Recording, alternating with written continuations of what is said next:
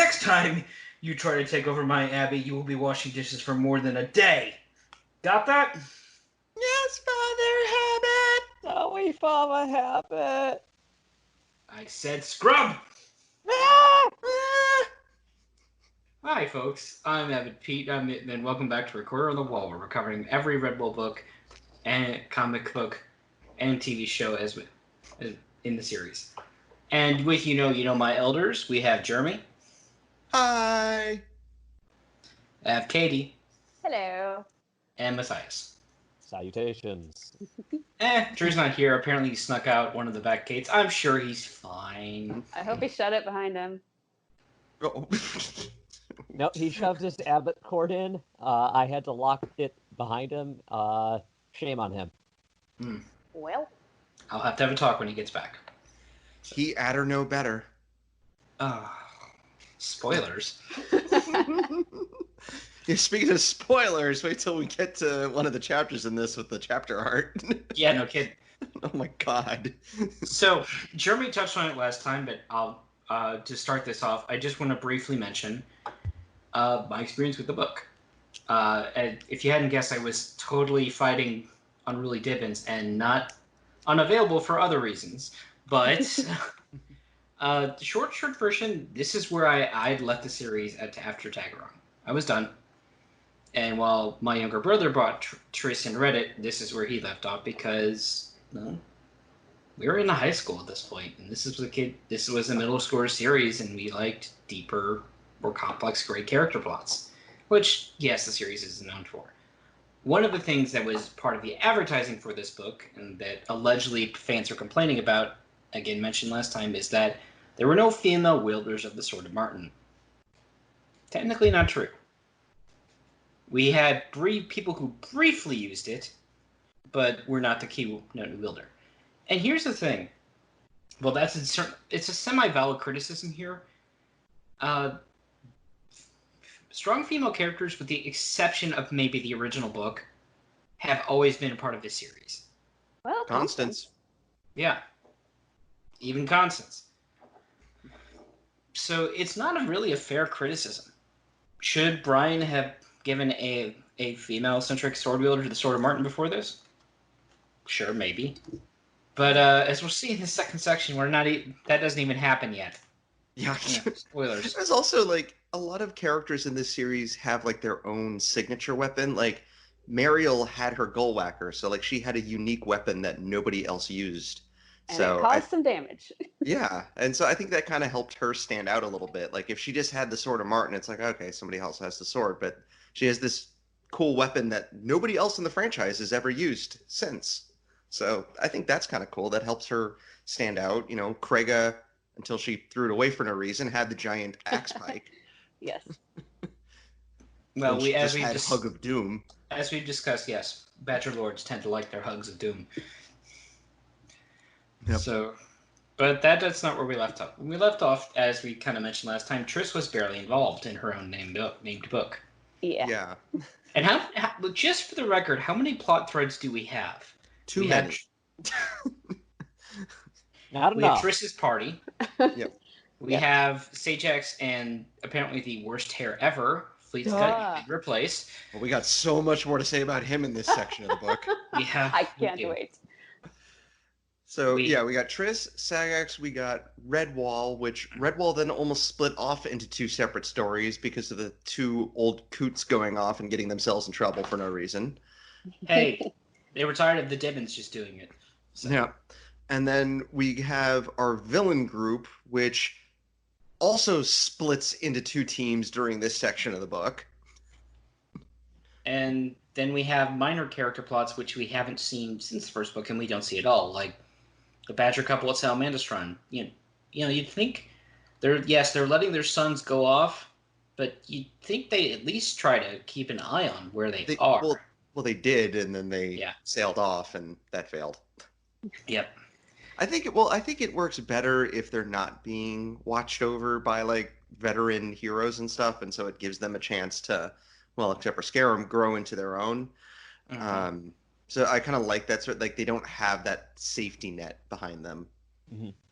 Also, I mean, if you had the constant watchful eye of Salamandastron professionals, they could send a runner back to the mountain and say, "Hey, we got vermin marching towards the vicinity of the Abbey. Come help." And it's like, we don't need that plot thread But to come into our the story. books would be over.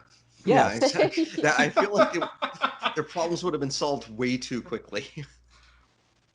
I think one of the challenges Brian faced as a writer wasn't so much how to make sure the bad guys lost. There are way too many ways that he's written in to provide for that. It's more about how do I keep the easy answers from being too easy, which is why Martin has to be so coy. Yeah. Fair enough.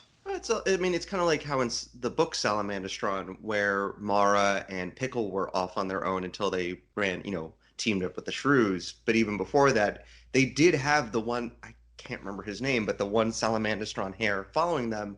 But then they're split apart from him because he has to keep them safe and distract Farago's troops. Because if he would have been with them the whole time, then he could have solved some of their problems by himself, probably. Mm-hmm. Yeah, children's books generally aren't as fun when you have a competent adult along. Oh. I know. That's It's nice to. I do think it's nice to have them as the safety net once in a while, where you get those moments where the younger characters are in trouble, the big one of the big bad's about to take them down, and then all of a sudden the adult badass shows up and just goes, "Let's go, try it." Which is one of the reasons why in YA literature, you come across so many orphans or parents that are overseas or just somehow not in the picture, because A, you need to have them experience plot development on their own. They have to be able to grow into their own as a character and thus be relatable to the teenage audience they're aimed for. And B, you don't want somebody competent to somebody I can talk. You don't want them to just come in out of nowhere, solve the problem, and then have the story to be over. It's just, you want to provide a compelling story, and the story stops being compelling when the answers come easily. Yep, that's fair. So, Harry Potter, Hunger Games, Maze Runner, fill in the blank. Yeah. Yep. So it's kind of like the Superman problem, if Superman's there, they automatically win. So you have to find reasons for him not to be around or be out of action or dead in some cases. Or some kind of, I don't know, kryptonite. Yeah. You have to have some reason, because then when those characters are around, you have to come up with those reasons of, okay, why aren't they participating in this? Why aren't they there the whole time? Okay. So our story opens with the baddies. We have the captain of the Sea Scab. Really? That's the name you picked for your ship. Okay. Plug Firetail, who is actually kind of my favorite bad guy character this whole book. Oh yeah. And he's just like, so we're killing the people we've been hired to take to Mossflower, right? Yeah, sure, fine with me. Yeah, But I love it. Tazin just immediately. So when are we killing them? And he's like, patience. Yeah, we're totally killing them, but not right now. See, the smart thing to do is wait till we're on their way back. We get rid of their guards and we basically hold their kids hostage to their dad. See? Yeah. Yeah, we go ahead and we backstab them after we've completed the mission, not before. Which I like how his plan, he's hinging his plan of this on them actually being successful in their mission. Mm-hmm. Though, granted, I could see him being the guy to sit back behind everyone and be like, "No, go ahead, go right in there. I'll guard the door." Yeah, I think he is sort of he does genuinely, it seems like his crew and they like him. So I could see him helping them. Yeah. Well, I've seen more of Kurta and her group going in first. Oh, I see. Yeah. There's a surprising lack of his own people who want to just take over because reasons. Yeah. And he generally gets along with his crew. Yeah. That's not true of our prince and princess who, Blad just kind of chills throughout this entire section of the book. He just kind of makes a few complaints, but like he doesn't do anything evil or like annoying. Like I'm sorry, Scarum is a better villain than Blad is. You know what he is? Because I made the comparison last time, Mhm. just how much the Pure Ferret family feels like a recasting of the Wildcats from Mossflower. It's like, what's Gingervere's role in Mossflower? He's there to provide a couple of key plot moments, but otherwise he doesn't do much of anything. He just sits in that jail cell. What's Blad's role? He doesn't do much of anything besides provide a couple key plot points. Otherwise, he just lazes about in his cabin. Yep. I don't even know if I go as far as to say key plot points, honestly. Well, if he didn't provide any sort of worth, why is he there to begin with? I don't know. Does he do it? Well, we'll find out when we get there, I guess, because I can't remember what he even does in book 3. He does things. Okay. So Kurta, meanwhile, apparently straight up has blood wrath because it mentions her eyes go from pink to red when she gets angry. So that's a thing. And she has the bright idea. You know, she reminds me of like people who are complaining to the captain on a cruise ship. You know, she wants to talk to the manager because she immediately damns Plug, make this ship go faster. He's just like, you realize this is dependent on the winds, right? I order you to make the wind go faster. At this point, of course. I was just like, Kurta, I thought your brother was the dumb one. As we find out in this section of the book, Kurta is also the dumb one. I think they're so used to just automatically getting everything they want that they're like, but wait, how? I don't understand. Why can't you make the ship go faster? It's what I want. Yeah, this is true. Yeah. And Plug's response, it's perfect. He snarks as good as Kurta's swords. It's just, I love it. Why don't you go out there and just wave your sword at the sky, and of course everything will just go faster. You're the princess. If I were in his shoes, I would have been like, Kurta, look, if you want to go faster, go convince your brother to blow into our sails. Oh no. It's been like, Kurta, why don't you direct all that hot air at the sails? Oh. Yeah. But we see Plug. Well, he definitely gives as good as he takes. He when Kurta leaves, he's just like, okay, yeah, Kurta, she is totally mine. I'm killing her. Yeah, I like the fact that he does not fear her.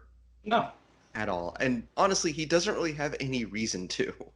Yeah. Like, he has experience with being a pirate and real combat and everything. And yeah, as we've seen, like, she has some skill with a sword, but we have not seen her really do anything in live combat outside of killing someone who was like 3 times her age. Right. So back with Triss's group, they still don't have food or water, and yet they should be dead at this point. They're not, but they managed to crash onto a totally invisible island. Yep. Sort of. I think that was with Martin's intervention a little bit, because Triss does have that kind of fever dream where he's like, "Come with me," and he like holds out his paws to her. Come with me if you want the plot. Yes. Sometimes fever dreams are more like hallucinations. Sorry. Sometimes fever dreams are more like hallucinations. Other times, it's just Martin. You never know. Yes. Yep. And yeah, they wake up and it's not on Triss anymore. It's on her otter buddy. Okay. I do like Shog though. Oh, I'm not disagreeing. And we this is not the first time we run into a hedgehog group that has that kind of almost formal speech where thee and thou and locusts. Yeah. So, yes, they crashed on basically what's just a giant rock in the sea that totally isn't uninhabited. Vermin just kind of ignore it because it only has one way in or out, and they just happen to drift pretty much right into it. Cool. Yep. And yes, the hedgehogs have rescued them, and they've given them food and water, nursing them back to health. it's like, oh yeah, cool group. They call them Peace Island, and we have a couple of, let's see, Downy Rose is the wife, Bista with her husband, and the guy playing the saxophone for Careless Whisper is their son, Ertica. Yes. Yeah.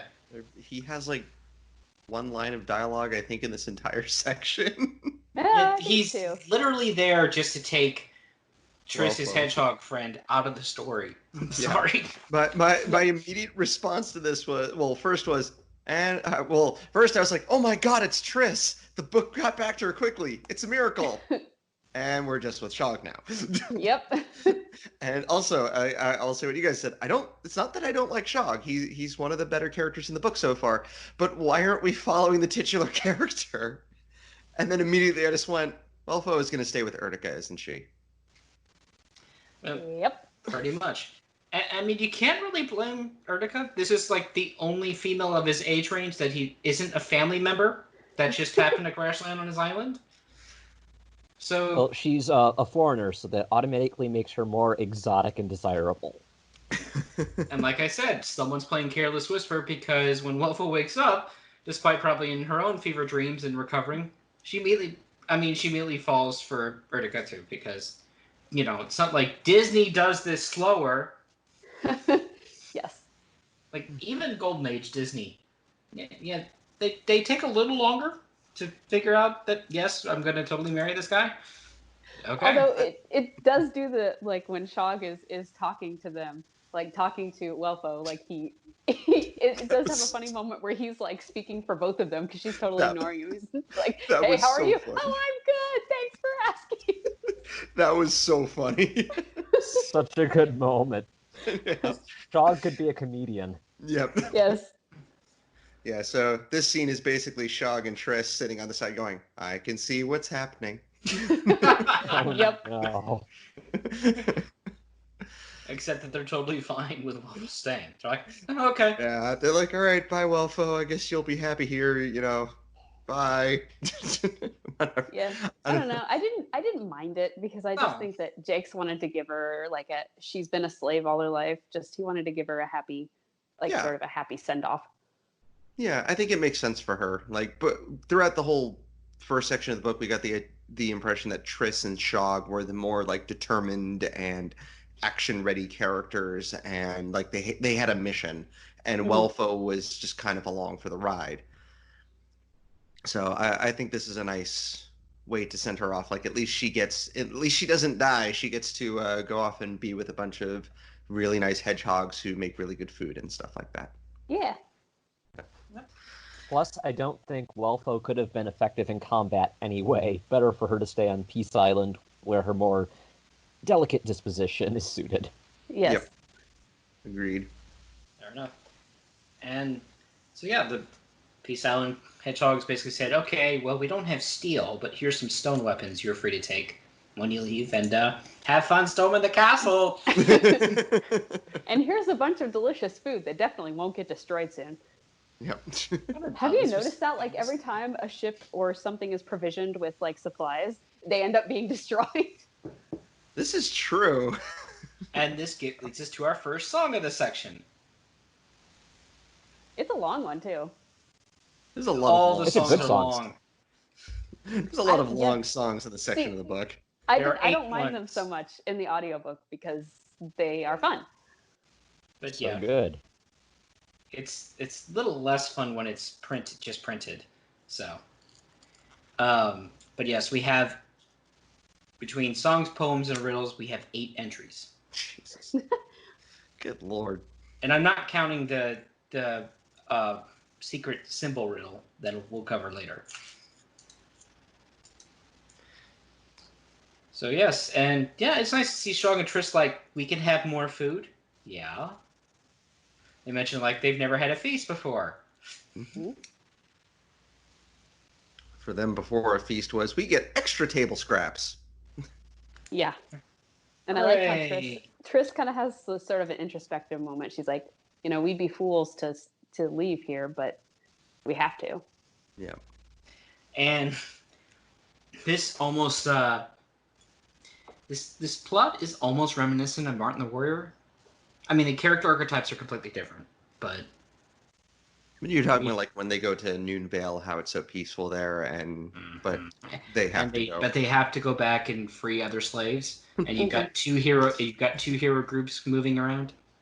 Yep. We have to go back. Oh no. But obviously, no characters will die because this is Redwall, and Jakes loves us too much. Oh yeah. Well, you know what? I'm totally fine if Scarum dies. I Well, think yeah, that'd be fine.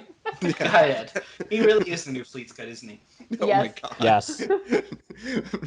No, Fleet Scud wishes he could be this bad. No. We should hold off. I mean, we can read out our dissertations later.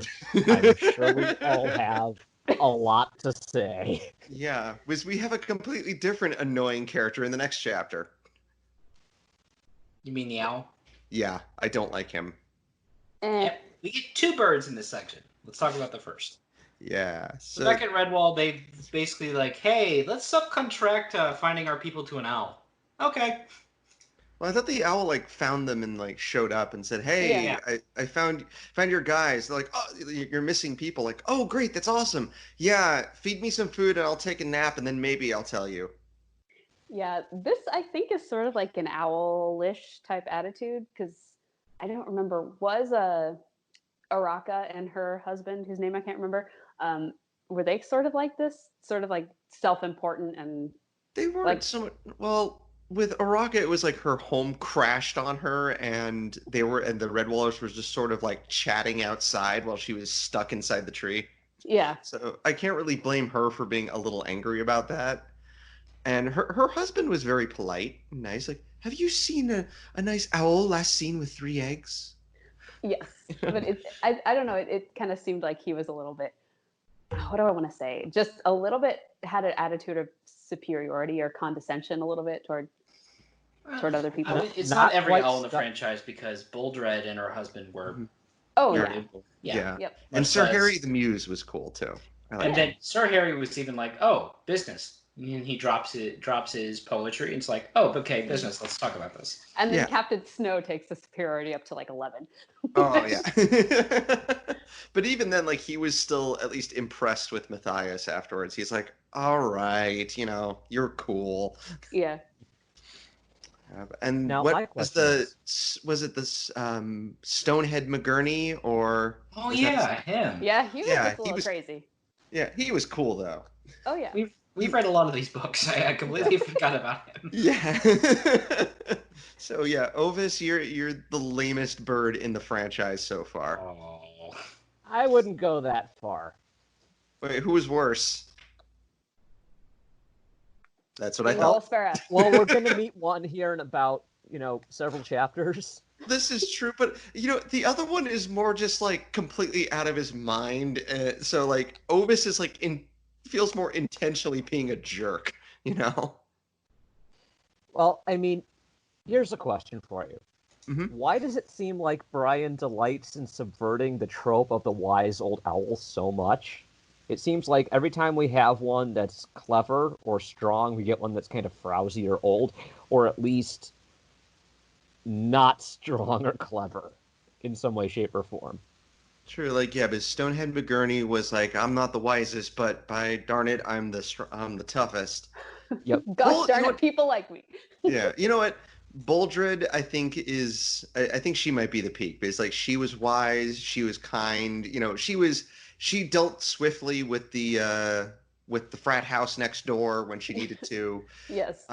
But she also wasn't like the Warden of Marshwood Hill and like throwing them off the side of the cliff.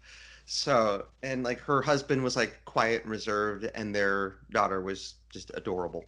Yes. Mm-hmm. I think that might be the only, but you're right. I think that might be the only real instance of all the best qualities. Like Sir Harry wasn't a fighter or anything, but he was quite wise and he was quite smart and Yeah. very he polite. he was a little pompous, just a little bit. Not Yeah. like in a bad way, but he was a little pompous. Yeah, and the only time he kind of gave them a little bit of guff is when he felt left out when they were going underground, but then he took it out on the miserable like villains. So not that bad. He at least directed it in the correct way. Right. And then they said he became like the poetry teacher to the sparrows, and that was adorable. Mm-hmm. All right then. But yes, he eventually does lead them to their lost people, which is great. And during this, Crinkles and Malbun, who can't catch a break, then get threatened by the Three Stooges, or the Three Stoaches. Yeah. Three Stooges I works. made the same joke. But I gotta say, the voice actors that played all of them were pretty hilarious. Yeah, I do like how they're resolved with, though. It's just Skipper comes charging in out of nowhere and like decks one in the face and snaps his weapon in half and like, yo. Yeah, what did you say about competent adults going in to save children? I mean, old people. Yeah, so this is one of the few ones. I do love moments like that, though. So like, I'm glad we got this. And then as the other two try to run, just all the Gaussum are there. And they go, hi. We were just leaving. And yeah, so then they get taken home, and that's the end of the chapter. Well, can't forget that Melvin has Skipper show mercy to the three hapless villains. And it's like, Melvin, you're way too soft on these three black-hearted villains who almost murdered you for not having food or valuables to steal. Well, one of them gets what's coming to them pretty soon, so... Yeah, I was gonna say, but if she hadn't done that, then we wouldn't have found out about the mysterious unknown terror. The Hydra. As soon, yes. Spoilers! Yes, chapter 17. Chapter art's a lot harder to read in the Kindle edition this time. Huh. Let me take a look in this. I'm just saying in general. Actually, you know what? Even in the actual physical copy, it's very dark and hard to make out. I will say this. One thing that the series has been missing, and yes, we kind of semi-spoiled it here, is for the first time in a long time, we have a genuinely kind of authentic build-up of suspense. Like, we're dealing with something that is not like just a vermin army over the next hill. I like the way this was done. Like, first the Dibbins, and everyone's like, oh, they're just Dibbins, they're making stuff up. And then it was Malvin and Criculus who are like, I don't know, guys, there's something scary, but we're not going to talk about it. And then there's the vermin that are like, we don't want to talk about it either. Yeah. It's kind of like how, I mean, well, we're going to get to it, but it's kind of like how Asmodeus was dealt with in the original Redwall, where he was like this mysterious, like terrifying thing behind the scenes for a while. And then eventually, like, you get the full reveal of, oh my God.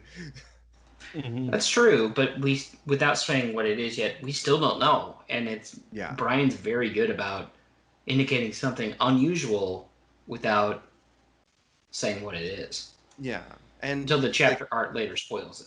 Yeah, though I like the different reactions, and I think the reaction coming up, not in this chapter, but the one afterwards, I think is the most telling of how terrifying this unknown thing is. Yeah. But we'll get there. And I like the way that Brian builds up the suspense that whatever it is so, like, eldritch that you can't possibly fathom how terrifying this thing is when you meet it in the middle of the woods on a dark night. You see a flash of thunder, and then there's just this thing, and this thing is horrific, and you can't put it into words, and you'd rather not think about it. It'll give you nightmares. Yep. It's not so much a character as it is a force of nature. I mean, that's pretty much all that's happened in chapter 17 is that we get Logo and Skipper talking to the rescued old people, and they won't say anything. Yeah, we get like a little bit of it from Crinkles in his sleep, but that's about it. Yep. And then back to our Three Stooges, who quickly become Two Stooges. Oh yeah, and just the way they describe it is like like the scream of terror from the one that gets killed. I mean, before it happens, we do get some Three Stooges esque dialogue where they're all blaming each other, and definitely a lot of wise guy, eh? Was it for you two numbskulls? We could have taken the stuff. Yeah. Now my question is, okay, now that we have our Three Stoaches, I have dubbed them Slow, Harry, and Burly. Which one died? Probably Slow.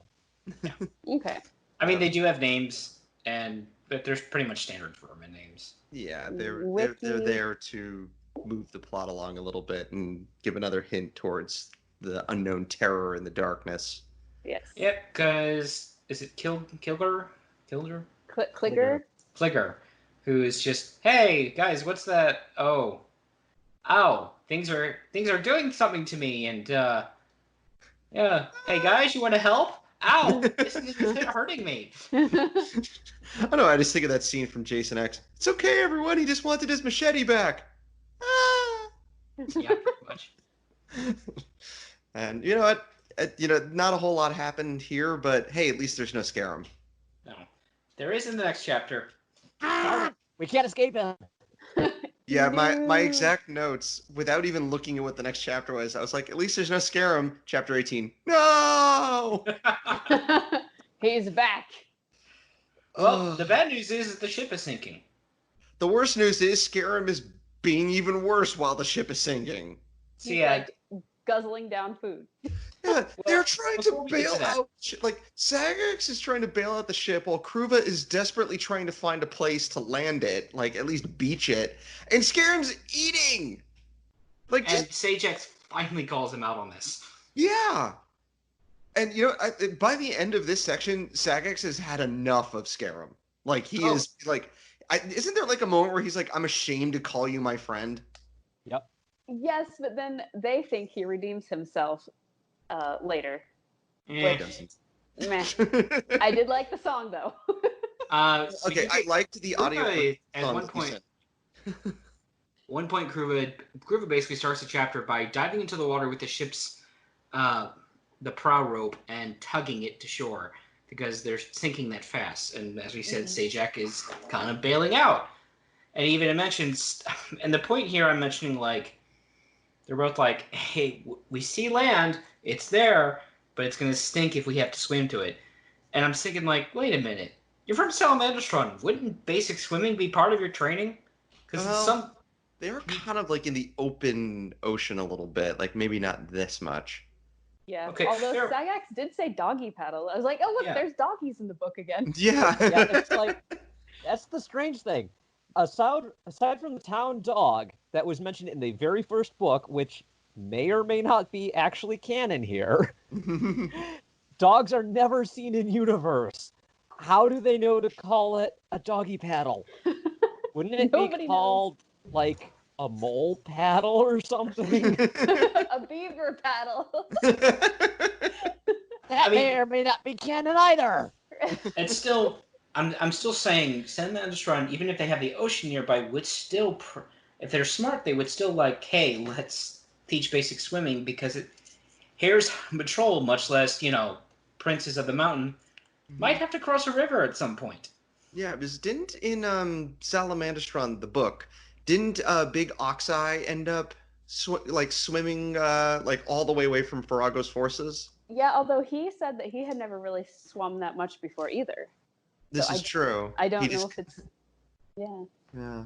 That's well, and I mean, to be fair, outside of otters, we don't hear about we don't hear about swimming all that much with the non-otter characters. Mm-hmm. So I don't know. Also, we have been given the impression that Sagax and Scarum were not exactly the most attentive listeners and stuff. So maybe they both skipped swimming class. I think there is a mention, maybe in book 3. It's a very minor spoiler, but like they did mention that they were ditching classes at their school. Yep. So. Scarum Bueller's day off. No, that's giving Scarum too much credit. So yes, they basically this ship's almost sinking, and Kruva basically at one point he's like, guys, abandoned ship, it's useless. And the other two jump off and they land in chest deep water. Huh. That's it. Kruva's lost his marbles. Yeah. I mean, it's actually kind of funny. It's like, yeah, that was kind of good. Mm-hmm. And then they meet hedgehogs with at this point I think Jakes is goofing around with the names. Fredillo Magooch. Really? Really? Fridolo. I haven't really needed to complain about a name yet in this section. I mean, I think I kind of went through the gambit last one, but come on, Fridillo Magooch. It's actually Fridolo, which makes it sound a little cuter. Fridillo Magooch. All right. And then, yeah, at this point, and at this point, I was just like getting so angry with Scarum. It's just, I would like to just read my notes verbatim. My God, Scarum, shut up. Just shut up. I seriously want to skip this part. I don't want to read Scarum's story. Yeah, I'm skipping the Scarum the stupid story. This is 2 pages? I'd rather read about the Dibbins taking over the kitchen again. At least that was entertaining. Oh, good, he got punched in the eye. That is my summary of chapter 18. Well, I think he did in fact get punched in the eye. So he did. I was very happy when he got punched in the eye. So yes. So Kruva meets the same shark that they did we already talk about this? No, we missed. We didn't. Skip the shark. Okay. I was like, wait, did I black out for a second? I don't know what's going on anymore. It's really hot outside, you guys. So yeah, they met the same shark, and there was like a piece of rope dangling out of his mouth. I was like, Scarum, you permanently injured a shark. Like, that's in his mouth forever now, just because you wanted some dinner. And it turns out this was Bruce from Finding Nemo. He wasn't trying to eat you. Oh, come on. Hares are friends, not food. I was just about to say that. Scarum is food, not friend. Yes. I actually have a note where I just said in all caps, kill Scarum and eat him. Oh. I've had it with Scarum at this point. Like, one chapter. No, we're 1 chapter into book 2, and I already want Scarum to be eaten. It's gonna get worse. Hang on. Yeah, oh, it does. Mm-hmm. But yes, they're with this Magooch tribe who are nomad hedgehogs who live out of tents. Fair enough. And you know, they take in our people, give them basically basic hospitality rights, which, you know. So, and this, I want to point this out. If you've ever read any medieval literature and or fan fiction like this, there's a very old thing that even goes back to like humanity. Like, if you take guests on, you're supposed to protect them and see to their well-being, and in return, guests are supposed to behave themselves. Yep. Remember this. Yep. I feel like this is true for real life. Oh, you know. So, and the hedgehogs are very hospitable and very forgiving, like very friendly to them. And they even say, like, yeah, we'll help you put your ship back together. We'll do it tomorrow when, you know, after you guys have eaten, had a rest, and we've all rested, and we'll help you guys out. We'll be cool to you. And Scarum immediately goes to he's entertaining the young hedgehogs by doing this long, strung out yarn of how he's this shark slayer. Well, yeah, first of all, he's like, oh, I just let Kruva play with the shark when I was done with him, you know, because I can't give him the credit for this. Heaven forbid. Yeah, and then he's like, so I'm going to tell you a story. So who was here 2 summers back on the coast of Salamandastron? Was anybody there? And then this guy raises his hand. He's like, actually, no, it was 3 summers back. Oh, my God. Very smooth, Scarum. And there's his badger buddy like, 3 summers ago, weren't we kids? Yeah. Sagas is like sitting there like, oh my God, shut up. Yeah, I think him and Kruva and him just eventually go into the tent like, yeah, we'll just leave you to it. We're going to go get some food. Bye. Yeah. So that leaves the question. Scarum's weaving this really big, tall tale. Putting it forward, who's the bigger fibber? Boorab and Nimbalo or Scarum?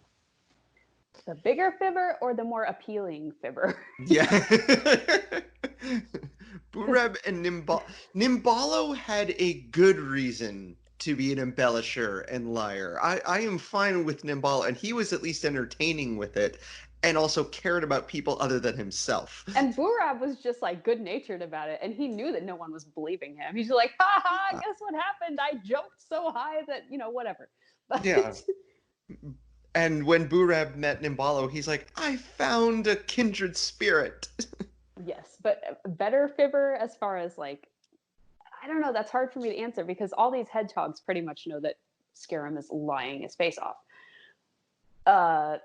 But so neither of them are particularly good. I can't think of who is better at the art of fibbing.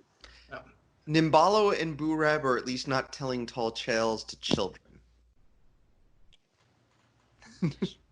Yeah. In the morning, they go back to the ship, and I'm sure it meets up with Mossflower fire codes. But they drag the ship, put it on sandbars, and they between two sandbars to keep it up, and they start repairing it with this really old pine resin that I'm sure one with a stray match won't go up.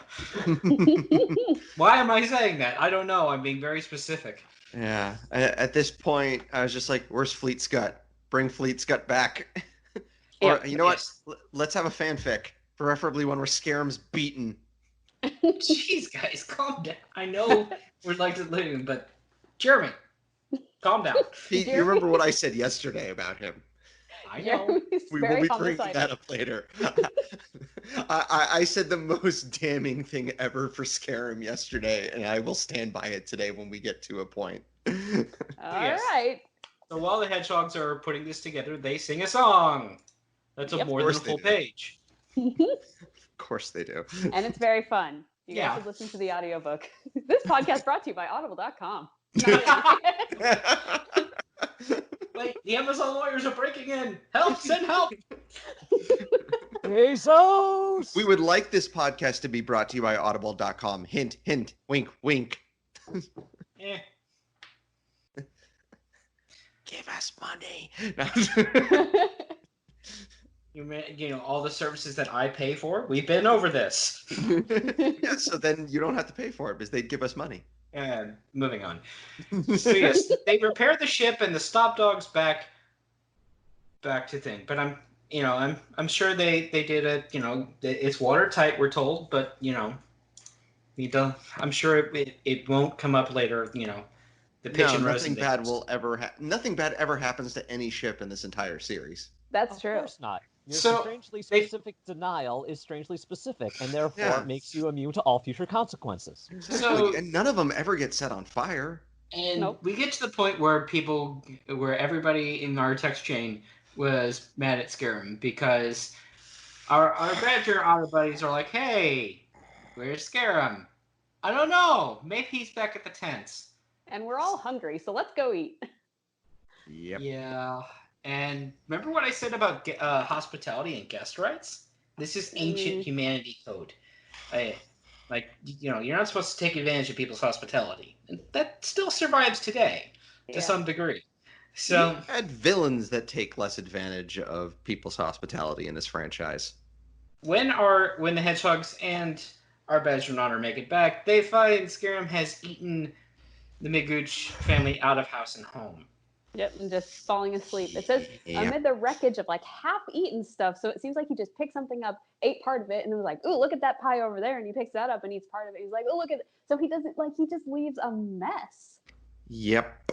And we're told he's literally sleeping it off because his stomach looks distended from all the food he's eaten. I would like to point out that in the book Salamandastron, they take in two of the escapees from Farago's crew. I can't remember their names off the top of my head. Sneezewort and Lousewort. No. That's Dingai and Thura. Yeah. There you go. Dingai and Thura, yes. Dingai and Thura, they also start eating way too much food, but it's also kind of explained as they don't really know any better, and they think they have to eat all the food, and they've also never been fed that well. Yeah. And even after the fact, they're like, you know what? They helped us for our own good, and honestly, the only horrible thing they do is completely by accident. Yes, and it's still horrible. Moreover, you think basic Salamandastron classes for the military is that basic diplomacy is going to be necessary if you run out into friendly creatures out there who want to take you in. I think those are the ones that Scarum skipped. Yeah. And especially after, 1,000 hairs under Rosano's command probably ate the Abbey out of house and home. Yeah, but at least that's 1,000 of them, It's like, okay, 1,000 is fine. But, oh my god, And the hedgehogs take it good naturedly, which good on at least good on them, but they should at least be sort of angry. One of them even says he can't help being a hare, but it's like, no, he can't. But he should be able to help being a gluttonous dirtbag. Mm-hmm. And his buddies are outright told they're embarrassed. Like, oh my god. Yeah. What did and yeah, maybe this hare deserves a badger punch to the face. He deserves Salamander Strawn reprimand at this point. Like, he deserves the harshest punishment of here, because this is terrible. And even Sagax is like, do whatever you want to punish him. I don't care right now. I'll just read off my notes here. Mm-hmm. I'm only going to say this once. Stop pandering to the shameless glutton. Followed immediately by, yes, Scarum can certainly help being a hare. He simply chooses not to. Yeah. It's like, when you think of Long Patrol, those are all hares. They have so much discipline. Like, hares are capable of having discipline and self-control.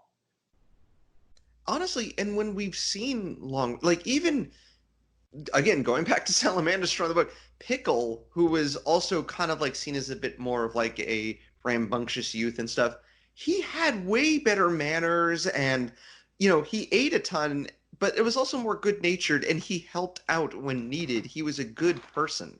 And he didn't steal food. They gave it to him. Yeah. He never took, when it wasn't available, and at the point where their logboats had been overturned and food was scarce, you didn't hear him complaining and, pissing and moaning half the time. Like, there's no food, I'm starving. Like, he was really cool about it. Like, he ate his portions, and then when more food was available, he ate more. Mm-hmm. But so Pickle, I think, is the shining example of what a young, slightly rebellious and rambunctious hare should be. You won't hear me disagreeing. No. So. But Pickle. But I do have. I admit, though, after all of this, and don't get me wrong, Scarum is a terrible hare, and he deserves anything and everything that's about to come to him. Mm-hmm. Hedgehogs, again, do take it good naturedly. They're like, so what are we going to do for dinner? And we'll go to your sister's. That works for me. It's like, but they basically hold a trial. It's like, hey, hare. Well, yeah, you kind of ate all of our food. What do you have to say in your defense?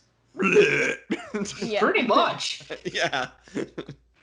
And they say, we're going to keep you here for 20 seasons and you'll have to work this off. And my immediate response was, why do I feel like doing that is more of a punishment for the hedgehogs than him? Yeah. And Pruva even says it, too. It's like, that's more of a punishment for them than Scarum. They have to deal with him. And Scarum's like, hey, guys, you want to get me out of this? No. No, we don't. The hedgehogs are like, well, maybe we should rethink this because we really don't want to have to feed a hare for 20 seasons. Yeah. And so they're like, all right, you can get the heck out of here. And they pull Scarum on board the ship. And, well, not before. They don't. Not before they basically make him repentance by doing it. But it's like, so I know I've been saying it wrong the whole time. Sagax. Yep. Yeah. Okay, Sagax and Kura's like, okay, bye, hare. Thanks for embarrassing us. Wait, guys, please take me with you. Forget to write. And yeah, he doesn't break down and crying, but he's just like, please, I'll be good. No, you won't. Okay, and they finally take it back. They I would take tie him to the anchor rope and let him just float behind the ship. Don't even let him on the ship. I wouldn't know. They do take him back, but Sagax also is like, wait a minute. Hey, do you really want to have a well-behaved hare on your journey? Yes! Yes! Yes, you do! Oh my god, discipline him! Yeah, that's what makes me think that Jake's is under the impression that we're supposed to like him. Yeah. Because we've had, Klecky in Pearls of Lutra had his moments of being a bit gluttonous and things like that. But when push came to shove, he was awesome. and he was, he would throw himself into the fray, and he wouldn't complain about there not being enough food around for them to have. So, like, Klecky is, I got the impression that he was not a long patrol hare, but he was just, he was more like Basil, where he kind of trained, self-trained and a good warrior, but also, a little rambunctious. At this point in my notes, I just wrote, I hereby apologize to Fleet Scott for almost everything I said about him. Fleet Scott's like, I'll take that. Yep. I do want to point out, they welcome him back, and they're like, okay, but you still have to work, and we're going to watch you. They don't trust, they still don't trust him enough, because when we next see them in the next chapter we'll get through, both of them are literally sleeping on either side of the food locker. Yeah. It's just like, no. Yeah.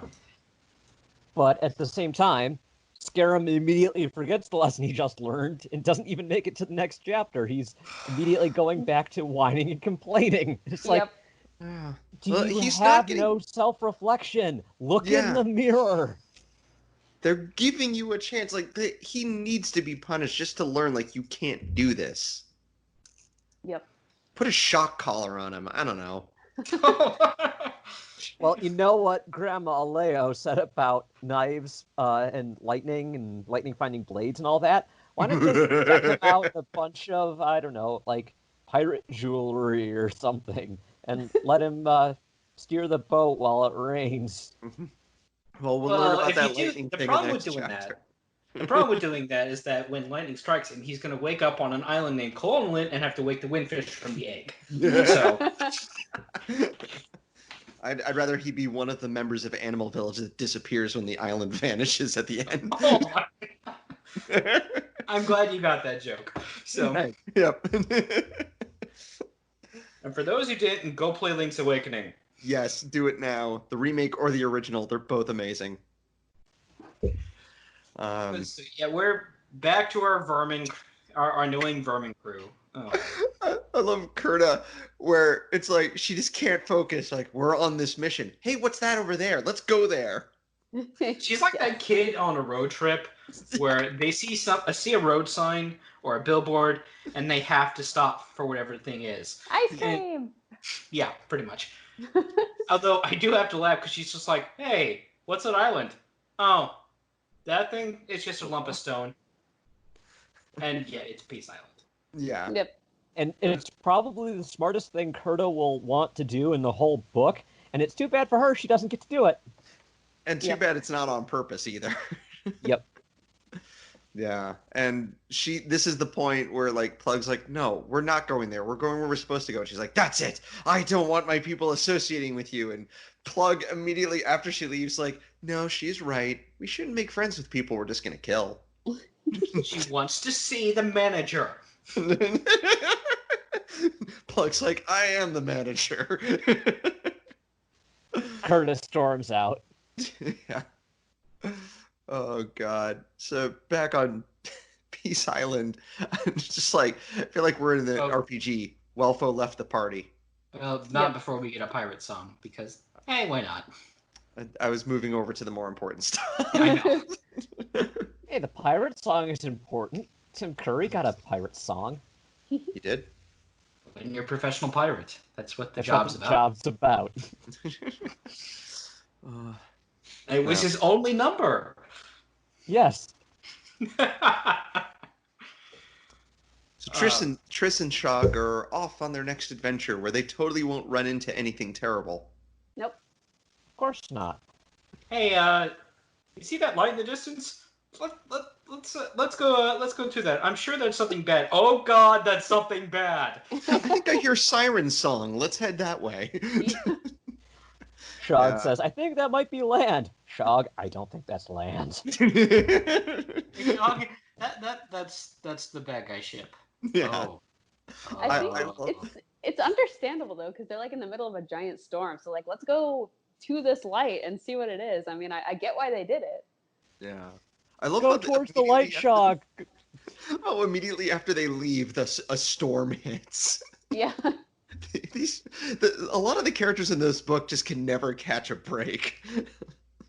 Well, speaking of catching a break, our heroes are like, hey, that's the bad guy ship. Oh God, that's the bad guy ship. Turn around, Yeah. go. And then Kurt is like, hey, that's the escaped slaves I want to kill. Cool. Yep. And here, Rifton, I know everything metal is sparking on the deck, but here, takes this nice spear and throw it at him. Kurta never played Breath of the Wild. I did love, though, before they go out, Kurta's complaining about, like, she needs a good cabin, and Plug's like, yeah, go to this one, it'll be perfect. And when she leaves, he's like, that's going to be the most rockiest, worst cabin. And I was just like, Plug learned cabin arrangements from Romska. Yes. Yep. Immediately made me smile and think of Romska. I think they get along pretty Kurta well. was also Yep. Kurta was also threatening him, like, if I had my saber, what I would do. And he's like, well, you don't. Neener. Yeah. Yeah. She's like, if I hadn't forgotten my sword in the thing, you would totally be dead right now. Plug should have just, Hear me. like, tested the edge on his battle axe at that point, but like, yeah, that's a real shame that you don't have your sword. I wonder what I can do with this weapon. Yeah, but then he even says, like, yeah, and if you had it, you would have been zapped just like your buddy over there. What do you mean? What about my buddy? Boom. Hey, And now I Rifton, wish you Kurta okay? had her saber. Oh, he dead. Rift, it's horrifying the way it's described, because the spear is now welded to his flesh, and but it's also completely hilarious at the same time because it's that cartoonish image of every hair on Rifton's body is standing on edge, repelling each other. But he dead. He very dead. Yeah. He died in a It's- very it's- shocking end. It's a something straight off Looney Tunes. Like Yep. he's Wile E. Coyote at this point. That's all, folks. Hey,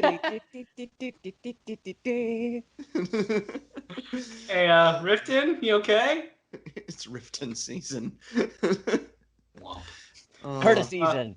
Riften season. Kurta season. Riften season.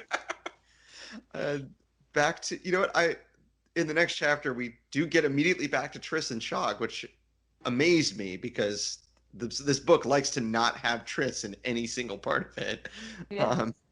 And they reach land, and part of me was like, what would have been hilarious if they landed at Salamandastron so we could get a great moment of Plug finding them, looking at the mountain, then just immediately going in reverse, going, nope, nope, nope, nope, nope, nope, nope. Well, I tried. Sorry, guys. Yeah. He's like, hey, Kurt. No, actually, he would probably be like, hey, Kurta, go there. Have fun with that. Oh yeah, he probably would have landed north of the mountains. Like, so if your dad went anywhere, or if your grandpappy went anywhere, he totally went to that mountain. Yep. Have fun There's a- storming it. There's a lot of treasure in there. But, well, speaking of Plug, though, when he wakes up, he's more like Plug hangover tale in this chapter. Yeah. But yeah, the Shog and Triss find they land and they find another hedgehog tribe. That's Yep. number 3. Oh, no, it's the, I It's, thought it was the squirrels. Oh, squirrels. Excuse me. The cone slingers. Yes. My immediate response to this is, did Triss just find Oak Tom's descendant? Is this Oak Tom beyond? It is a fat squirrel. I am vengeance. I am the night. I am the cone slinger. That's what I always say. Yeah, there's a verbal tick here. I like it. Where the Coneslinger Chieftain, he basically always ends every sentence he's in with a kernel of wisdom. A kernel of wisdom. When it was like a proverb, and it's like that's what I always say. Yep. And something that I actually was very impressed by is Kurta's replacement for Riftun is actually competent. Yeah. Like, normally when we get replacements for, like, officer villains in this series, look at Mossflower, they're dumb as a mud fence. So the fact that she found an officer that's already spotted shore and spotted the captive, like the runaway slave ship, and in like the next couple chapters, he's actually very like loyal and helpful. I'm really impressed, and I feel bad that I can't remember his name at them. Oh, Vorto. Borto, yeah. Yeah. Like, holy cow. He's already been more useful than Riften was. I mean, yeah, Riften he's still kind of dead, so yeah, he's not really Just a little useful bit. much anymore. Yep. I mean, the Yeah. most they could have done with him was tie him to the front, like as the figurehead, but no. The best thing he did was act as a lightning rod. And yeah, so Plug goes, yeah, I'm keeping that boat, by the way. That's mine now. This is mine now. Yeah. He's like, you go after your slaves, whatever. I'm going to enjoy staring at my new boat. And that's all I can do because there's no sail. What did he happen to it? I admire Plug's self-serving attitude simply because it ticks off Kurta. Yes. It's like, normally that would kind of annoy me to see a villain do that, but just because she gets angry at him, it's just like, it makes it all the better. Anytime she's angry or upset and throwing a hissy fit and demanding to see Plug's manager, it's just like, yay. Kurt is angry. You will be entertained by her when she's angry. Yes. Yeah. We also have, I don't know if this is the first time they're mentioned, Riggin the slave catcher. Yes, I think this is the first time she's brought up. And Yep. so She's also pretty competent. Yeah. And like the henchmen are more competent in this book than the main villains are. See, this is why Vermin HR is so good, because they keeps them from forming a union. They have a great HR team in this one, apparently. They have like specific skills that, God. And I love the fact that, so they chase after them. The cone slingers then step in and start pelting them with pine cones. And we just get an amazing moment. They're like, if you don't stop, I'm going to unk. And he goes, Yeah. I'm sorry. What does unk mean? Can you repeat that? Speak your intentions clearly. That's what I always say. God, that is the funniest moment in the book. This is so good. Yeah, the cone slingers basically give time for Triss and Shug to get the heck out of there. So. Yeah. I would like to point out Google Docs when it says that cone slingers is not a word. Its suggested change is cow slingers. Well. I mean, they do want Kurta to move on, but Fishy the bush. I suspect that throwing cows is more effective than throwing pine cones, but the problem is I don't have a trebuchet.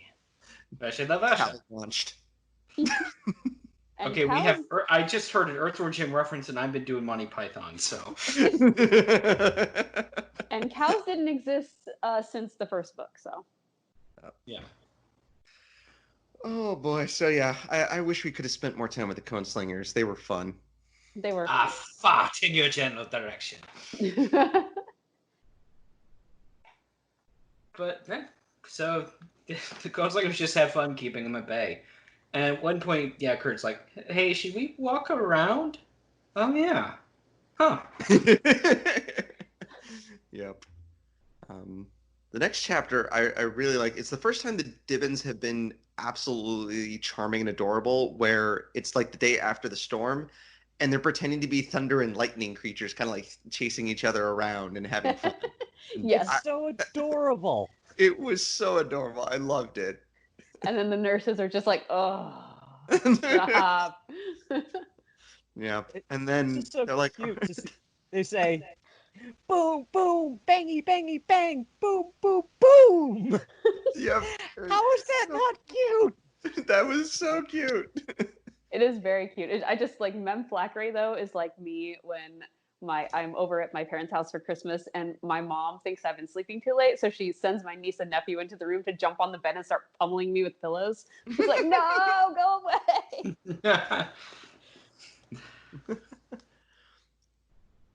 And Ruggum tries to lead them, say like, "Oh, we're gonna go to get some strawberries," and I was just like, "How can you get more? Obviously, the prior night storm blew away all the strawberry trees."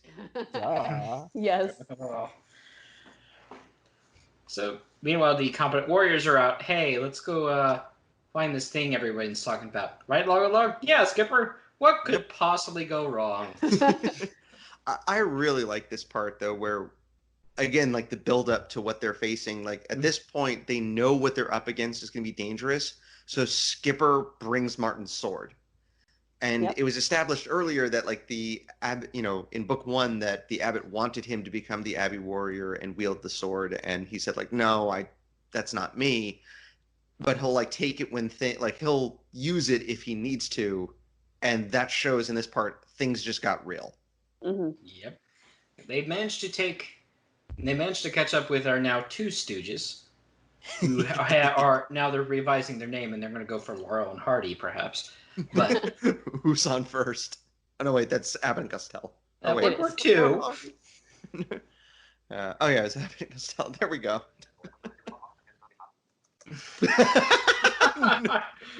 Yes, Matthias, I am not doing that again. Thank you. But yes, so they find the terrified idiots, and they're like, uses a sling like a garrote wire. Yeah, and they start like beating the information out of them essentially, and they're like, what killed your buddy? And they go, we don't know, it was just some terrible, horrible dragon thing. It had 4 eyes. Where's Bronco? How did you know that name?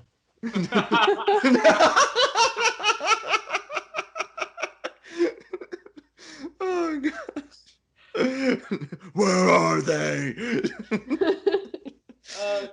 And then that's where they're like they point behind him. Oh, Ha! Yep. A dragon. Yeah, that's not true. What's that? Ah, a dragon! it'd be a dragon, wouldn't it? Huh. Yep. We should probably kick off the fire and run, right? Yeah. Yep. Yeah, we probably should.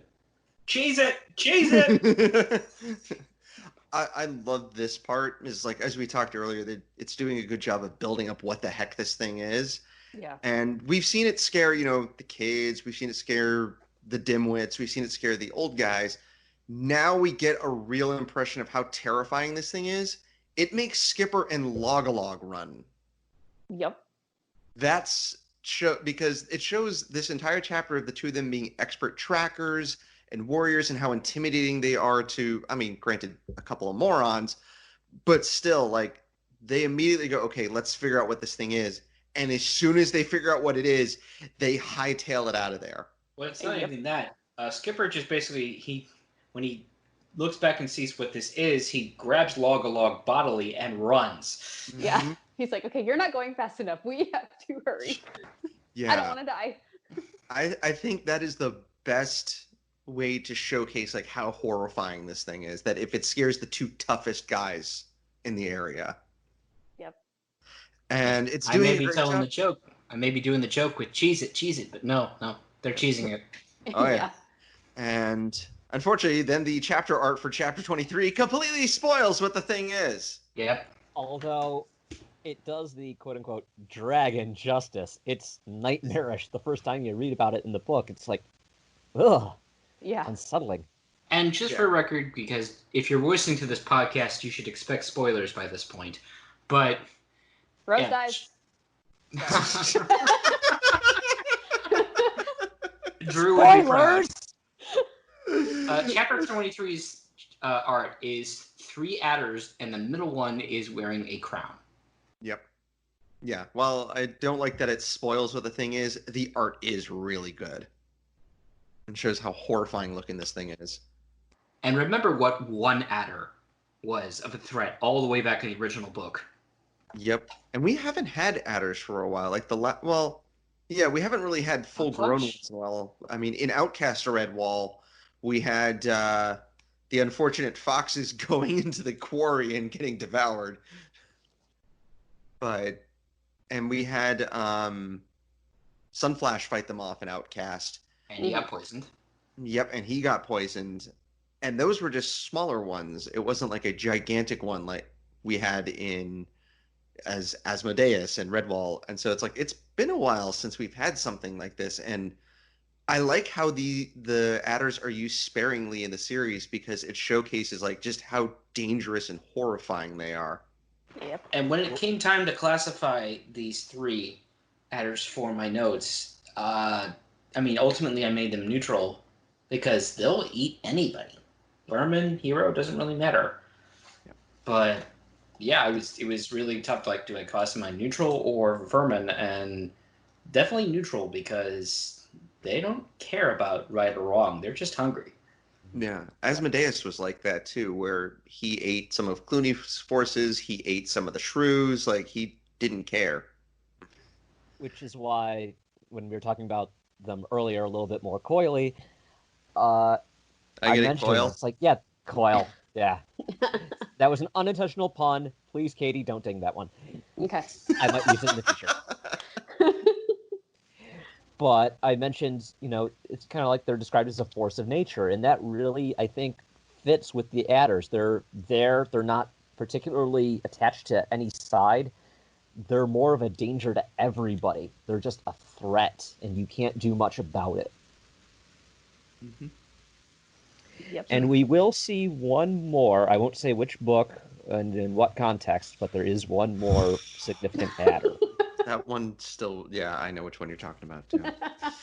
Yeah. I just cackle evilly in the background. And here's me, completely ignorant of what's to come. Okay, you'll find out when we get there. I would argue it's worse than the ones that we have here. I would agree to that. Yeah, I would agree with that. Different way. Is it worse than Asmodeus? In a different way. Noted. Yep. So they back at Redwall, they're like, yeah, this is adders, guys, and this weird paw ring we found? The crown matches it. That's oddly specific, but good to know. Especially considering that adders don't have paws. That's impressive that he got it on his head, yeah. I mean, they'll stop and give you paws, and then you die. Pause to reflect on your life as they bite into you. I am dinging that one.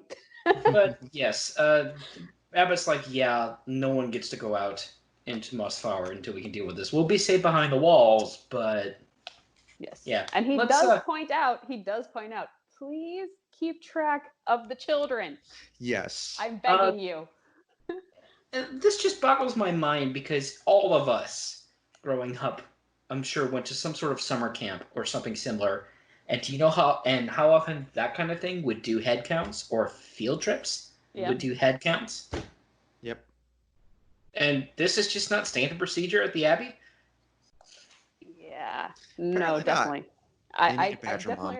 I was in charge of, well, not in charge, but I was a counselor at some of those camps. And ironically, the only camp that I remember somebody being left behind on was not run by blind people. It was run by sighted people. They left a kid behind when we went on a field trip. I remember this because I was like, okay, so you think blind people are the incompetent ones? Whoops. Sure, it was a simple oversight. I'm sure. I was going to say, I guess they didn't see that coming, but... They should have. They're sighted. They should have seen it coming. Thank you, M. Bison. I guess you did not see that, did you? So they tout out our local owl Ovis, and it's like, hey, do you know how to get rid of adders? He's just like, yeah, you don't. Yeah, you leave. They're like, well, what if you can't? You leave. What if we can't leave? Are you not listening to me? Oh, we're listening to you. We just refuse to do that. Then you get yourself an adder killer. Bloodbeak. This guy, he's totally awesome. He's like he will wreck anybody. He'll take out these adders. He's the strongest there is. I'll go get him after I've eaten 3 meals. Yep. Okay. Does Bloodbeak sound like a Corsair ship from Gabul's fleet? Yes. Yeah. It does. Yeah. The Bloodbeak. Yep. But it's good to see Red Bull is subcontracting its defense out. They're being smart. And you know what? And we found out Bloodbeak is a red kite, which we have not seen since Madameo. Mm-hmm. And if this guy's anything like Strike Red Kite, yeah. Well, Spoiler. No. He's not. We then get a little scene with the snakes. And this is disturbing. Yep. Which, you know what? I like a couple of their names. I think Zasalis is a cool name for a snake. Arsax is all right. Sestra is really cool. Sestra. I like these names. Their mother's name was Brusca. Yeah. Well, it's part of the snake convention that no one's allowed to use Asmodeus again as a name. It's been retired. Sorry. And it has to have excessive letter S in there. Yep. Or S. And we find why they're hunting together is when Sargento, and I don't care what his real name is, I'm calling him Sargento, took Arugula with him and all their soldiers, and they ran into these guys' mom, and even though, so Sargento's weapon tied the three of them together, even with no weapon, he took out a full-grown adder, unarmed. He died in the process, but that's... Dang, dude! Yeah. The way you're saying it, the way it's written, though, it's making me... I want to make a Sarge from Red versus Blue joke.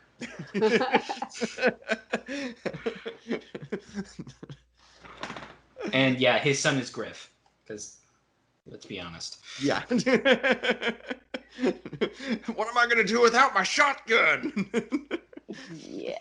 But then the mace handle or the chain wrapped around the three adders, the baby's tails. And so their tails pretty much died. And so they always go around with the smell of festering flesh, which is just disgusting. Yeah. But then, you know what? These three prove, as Pete said, they're neutral. They're not all bad. They kill a crow. So... Cool. Now, if only we could get an annoying hare to be near them. Oh, no. But yeah, these three, basically, they have to coordinate, but they learn how to do it, that they're acting as one snake, but the three of them can act together. Mm-hmm. Yes, the smell, as Katie mentioned, the smell that precedes them is basically their dead tails. Ugh. Yeah. And I have to wonder, did they not try to, free themselves, or they did? It had there was a comment that every time they tried to get free of it, it just dug in deeper. And hey guys, maybe we should go see a specialist. Hey, those red rollers are great healers. If we promise not to eat them, do you think they'll help us? No, that won't work. They'll promise to kill us quicker, probably, but The description of these things reminded me of the Super Mario Brothers 2 boss, Triclide. Oh, yeah. The three-headed snake. Yeah. So yes, that's our force of nature. That's our adders. Yep. And then we're back to Scarum. Okay. It's at this point. And he gets a full song. Before that, you don't even have to read the chapter to guess what's going to happen. Just based on the chapter art, it's Scarum swinging a boat paddle that's on fire. Anything that you imagine is automatically going to be better than what he actually does. Yeah. And as I mentioned last time, when Scarum wakes up, he finds his two best friends who totally trust him now sleeping with the ship's rations between them to make sure he doesn't eat them all. And when he tries, Sagax grabs him by the throat. It's like, look, you little bugger. You're lucky we didn't let the hedgehogs tear you into pieces. Now get the heck away from the food and pay attention where we're going. So it's at this point, I'm thinking back to, Pete, what you asked me yesterday, what I thought about Scarum. A certain comparison. You remember who? Yeah. So yesterday... Pete and I were talking about this. He hadn't finished reading this section yet. And he said, is Scarum worse than Jar Jar Binks? My immediate, no need to think reply was, put Jar Jar in this book instead of Scarum. Yes. I don't care if it's even Darth Jar Jar. It would automatically at least make the story interesting. Yes. I don't know enough about Star Wars to know who you're talking about, except for it's someone from Star Wars. But he's the reason why everybody hated Episode 1, or at least one of the big reasons why everyone hated Episode 1. All right. To the point that I pretend that movie doesn't exist. Wait, what movie? Yeah, I don't know what you're talking about. So, yeah, Scarum is officially worse than Jar Jar Binks. I would rather... Jar Jar, at least, was not a selfish jerk. He cared about other people. So Jar Jar Binks is a better character than Scarum.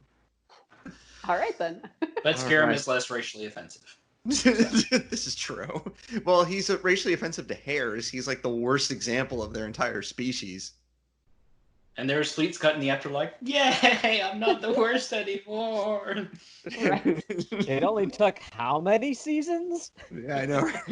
How many books? Yeah, at this point, I just kept writing, shut up, Scarum. Shut up, Scarum. Wrap him in the sailcloth and throw him into the sea. No one will ever have to know. That's a little dark. I don't Not care. unwarranted, but not a little dark. Although it is hilarious to watch him get wrapped. Actually, does get wrapped in the sail canvas. Yes, I was going to mention that it was funny. Also, Jake's uses the words "they joshed him," which I find funny for some reason because I have a cousin named Josh. So when somebody says you're joshing someone, it always just makes me think of my cousin, and then it's funny because I'm 5. It's fine. Yeah, that's fine. Are you sure you're not joshing me? I'm sorry, I couldn't resist. No, that's appropriate. So. And then because they yell at Scarum, they're like, no, we're not letting you near the food. We're not letting you near the food. They let him cook. Yep. Why? Yeah, they give in. It doesn't last. Like, even when he's slightly chastened, it doesn't last. Yeah. And we're outright told he's throwing everything and anything into a pot. Yeah. So he's going to pull out that purple and green thing from Breath of the Wild, right? It's Shrew Vergoo 2.0. No, it's going to be Captain Split Gillian Duff. No. Odd. There's our fictional to what he Ram. does. Whoa. I said he's going to burn through all your rations. And there's our fictional Ram, Gordon Ramsay. Yep. Like, what is this? This is inedible. He tells you your food is just bad. Oh no. That was terrible. That was terrible. Add that to the pun counter. Ding. Matthias is not sheepish with his puns. Add it. Ding. I need a bell and a buzzer. I need to download the sound effects on my phone or something. Well, what are you going to do about it? Add it. You should get a horn to sound the alarm. Add it. You done? I'm not trying to get your goat, Pete. I'm just kidding. Ding, ding. I'll stop now. Meanwhile, with the villains, we get one of the sea rats is named Stinky. Yes. Yep. Stinky. Like, what the? Stinky Floater. There we go. Floater, you've been replaced as the worst name. Stinky. And I think there's one coming up named Fatty. Stinky Fatty. Wonderful. So they come across Sagax and his crew and attack them. Salamandastron trained people don't think to post a guard. Yeah. Yeah. So Yep. we do get, apparently Sagax did learn something from history because we get an old Badger tradition using a rat as a melee weapon. He literally is swinging one of the freebooters around and mashing him into other people. I love that. And these vermin are, I mean, yeah, most of them are dumb, I know this, but they see a badger, yes, he may be sleeping, but they're willing to take on a badger. Mm-hmm. Alongside a tough-looking otter and a hare. Like, normally, like, these are the three deadliest fighters and toughest guys in the series, so... And freebooters would know what Salamandastron is. Mm-hmm. Yep. Of course, then Scarum starts spreading the fire and swinging around the flaming oar, and, oh, look, the ship's on fire! Yeah, this is where I was questioning what they were rebuilding the ship with, because it basically just goes up. Apparently gasoline. So then they eventually threaten Kruva as he gets caught off guard, and Scarum keeps talking like an idiot. And at this point, and Slitfang, like the leader of the group here, says, like, if you don't shut up, I'll kill you. And Sagax, like, glares at him, like, shut up. And my response was, shut up, Scarum. Wait, actually keep talking so Slitfang kills you. No. Now think of his mother. I'm not Oh apologizing. yeah, Shog and Triss. What happened to them? Because we're back with them. Yeah, my comment was, oh good, back to the real characters. Yeah. Can we take a moment just to appreciate how good the chapter art has become? It Even feels if it's like tiny and hard to see.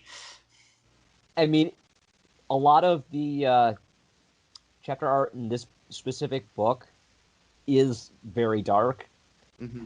but I feel like from this point onwards, the rest of the series, all the chapters have really good art.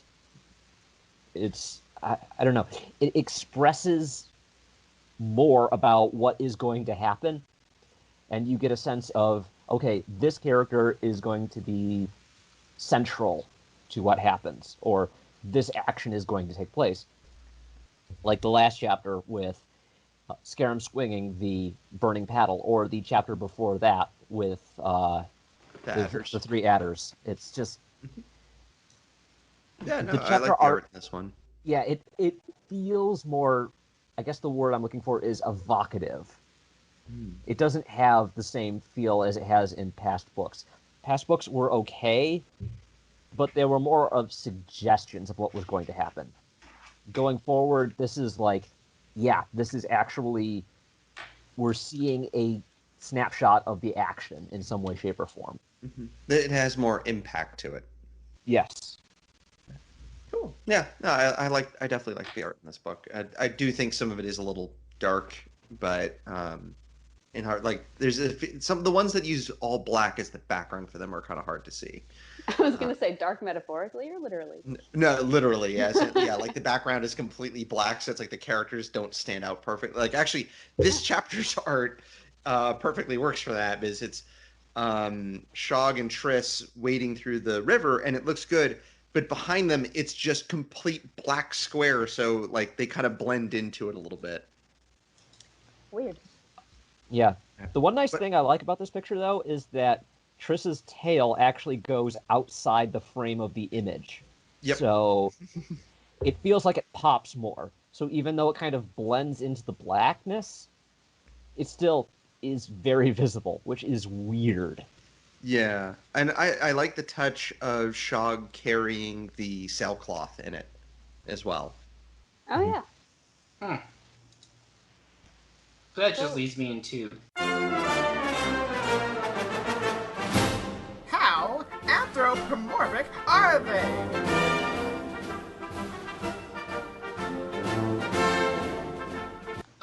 to this section. Very. I mean, the chapter art is all anthropomorphic, and we're not really any. There's no really any suggestions that might be not anthropomorphic. So, okay. So, speaking of that, I have a bit of a question about you people, about the about words apparently that I cannot say. Anyway, in the chapter art, how can you tell that Triss is a female and Shog is a male? Like how do they make that distinction? Not really, no. Yeah, hang on, let me take a look back. No, For this, at least this specific one, you can't really tell. Okay. I would say you can kind of tell with Triss because her head's a little bit more slender. Okay. And at least in other areas of the series, when you see a male squirrel, their head's a little bit more broad. Okay, that makes sense. I was like, Triss doesn't really seem the type to wear like a skirt and like a ponytail. So, Yeah. No, compared to what when they tried to dress Mariel in different ways back in her book. She had none of that. Yeah, that did not go well. But yes, the Triss and Shog are basically like, yeah, we've got some extra. We have a head start because of the cone slingers, but we really need to get going. Yep. And now they run into a group of voles. That's And 4 independent. One of them talks like a mole, and it broke my brain. It's 4 independent groups, tribes. 2 hedgehog, 1 squirrel, 1 water vole. Yep. I mean, yes, Mossflower is always becoming more populated, apparently, all the time. But it just struck me, like, this entire section of this book has 4 independent groups established. Although the hedgehogs weren't in Mossflower, were they? Like the Magooch tribe seemed to be more like on the coast, and then Yeah. The Peace Island hogs were like in the middle of. Yeah, they were more like the otter group in Pearls of Lutra. Mm-hmm. And Yep. yeah, But these so are friendly voles Yeah. again. friendly and Yeah. helpful. Yep, and smart. Yeah, and So is it voles? It's just regular voles who are kind of annoying and or slightly evil, and it's water voles we like. Let's see. We've heard of bank voles, and Rollo was a bank vole. Yes. And then there were water voles who Purple. they can go both ways in the series from what I remember.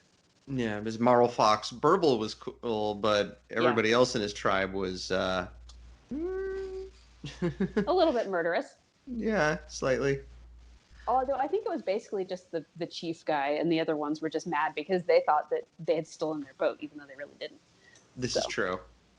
Yeah, but then we also like on the really bad end of the spectrum, we had what's his face from Martin the Warrior. Droop, and I don't Droop. remember if it said what kind of vole he was. I think I think Colin was a field vole. I may have made that up, but I thought.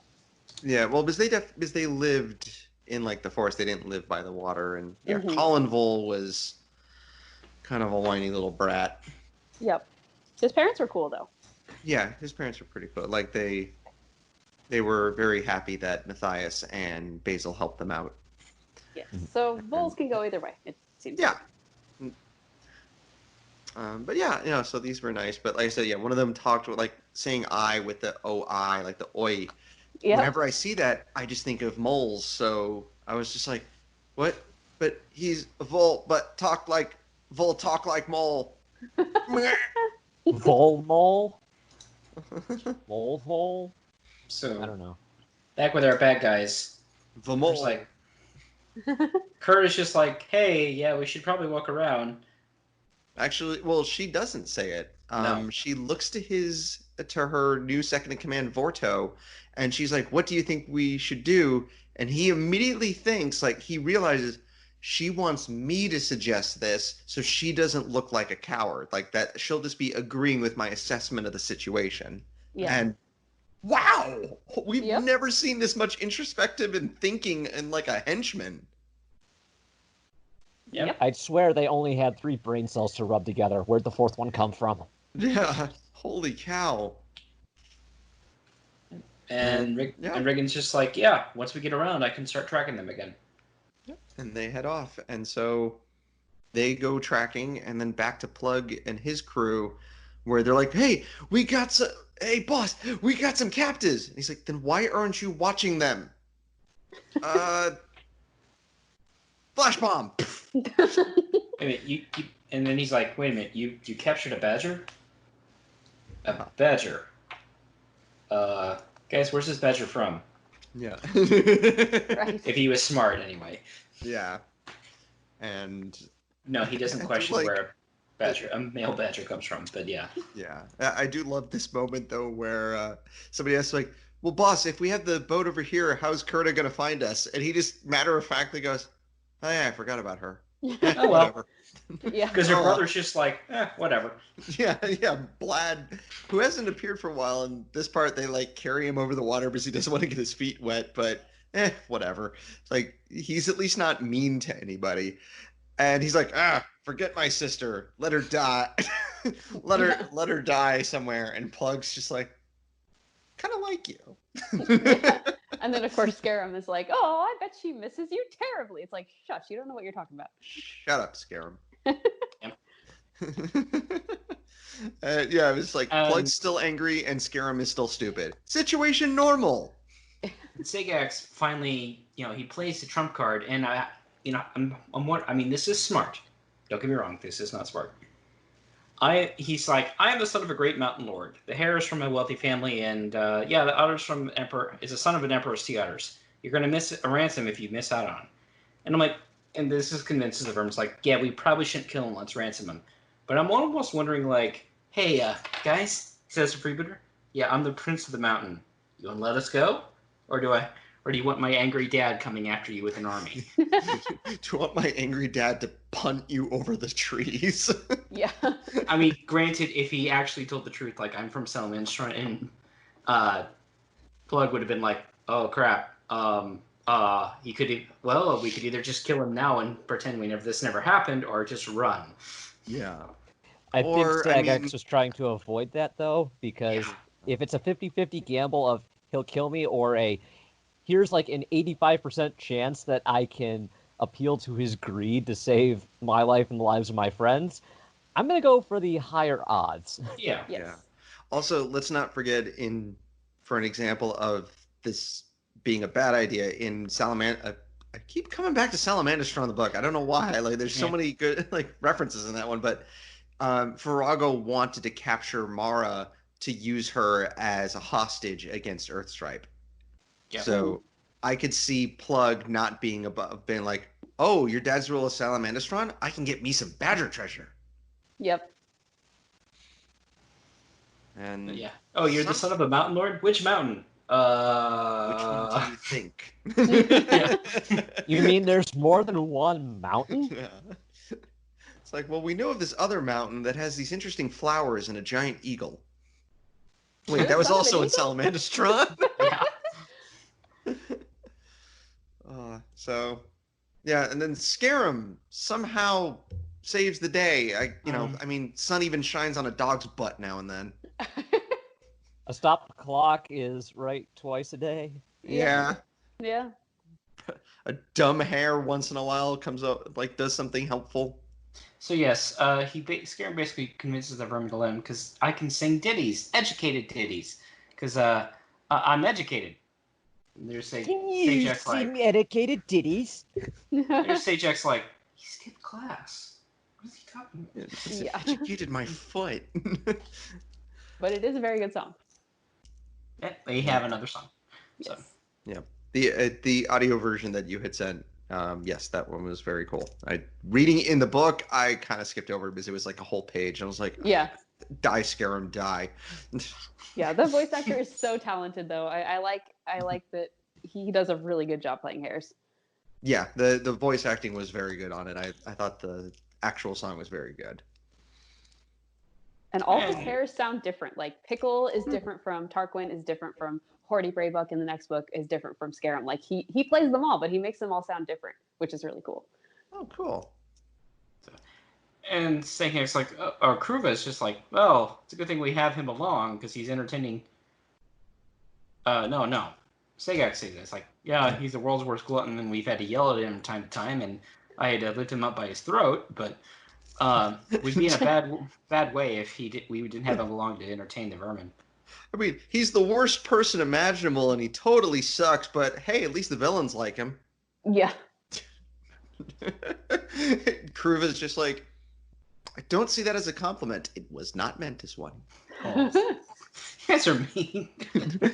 I'm not saying it's not deserved, but I mean, I already said I prefer Jar Jar Binks over him. I mean, I can't really go too much. Could say, you know what? We could do like a combination of Jar Jar and Wesley Crusher from like season 1 of TNG, and just like merge that, and it'd still be better than Scarum.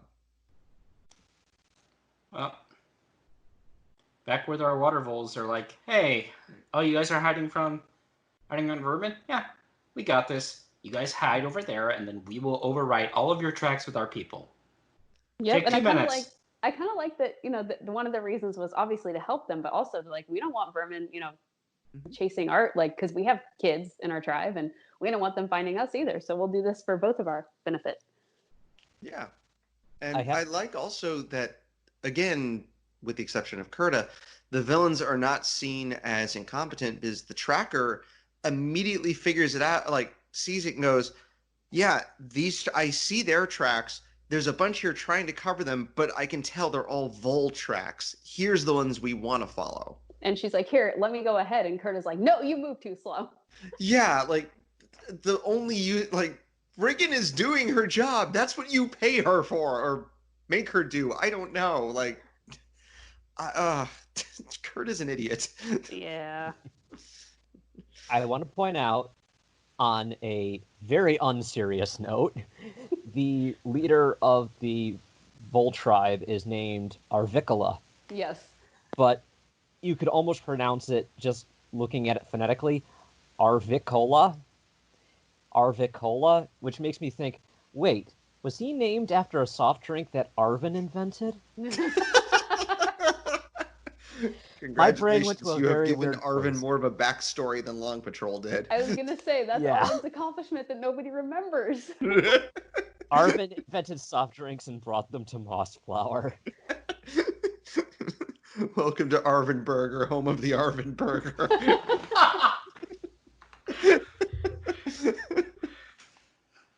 Would you like an RV Cola to go with that? RVs. Oh, no. Perfect. We have the beats. Yeah. Oh. So back to the hapless trio, and this had to be an intentional pun, where Plug is saying like, I want to name this craft, and it said like one of them had a crafty idea, and I was like, I get it. That had to be intentional. Maybe. To name, Yeah, but Plug's so they instead- say like, oh, we'll help you name this thing. Why don't you untie us so we can take a look at it? And Plug's like, no. Like I even said like, I'm glad Plug isn't entirely falling for their tricks. Like obviously they're buttering him up and he's like a little drunk, so it's like, all right, fine, have him be like a little too trusting them. But I'm really glad he doesn't lose a battle of wits against Scarum the Stupid. Yeah. in the process of thinking of like, here's all the different Corsair names that they've come up with for ships, it's like, you know what? I kind of want to take like 2 minutes and let's just brainstorm some ship ideas. I've come up with a couple that I think are pretty good. Okay. I was thinking Storm Pike, That's nice. Shark Wake, I was gonna say something like Shark Fin. yeah, the Um, Wave Racer, 64. the Sea Slicer. Ooh. And this one I think has the most merit, Plunder Fang. Ooh. Nice. That's better than Sea Scab. Yeah. Thinking of like a smaller, speedier craft, the Sea Skimmer. Ooh. It sounds a little too friendly, though. This is true. I'm thinking of like a shrew log boat or something. Mm-hmm.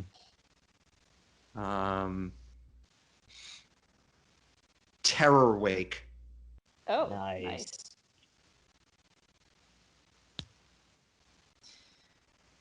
But Fear meanwhile, Ripper. Shog and Triss double back because they were smart and back to their boat because they figured the trackers would go further into the woods.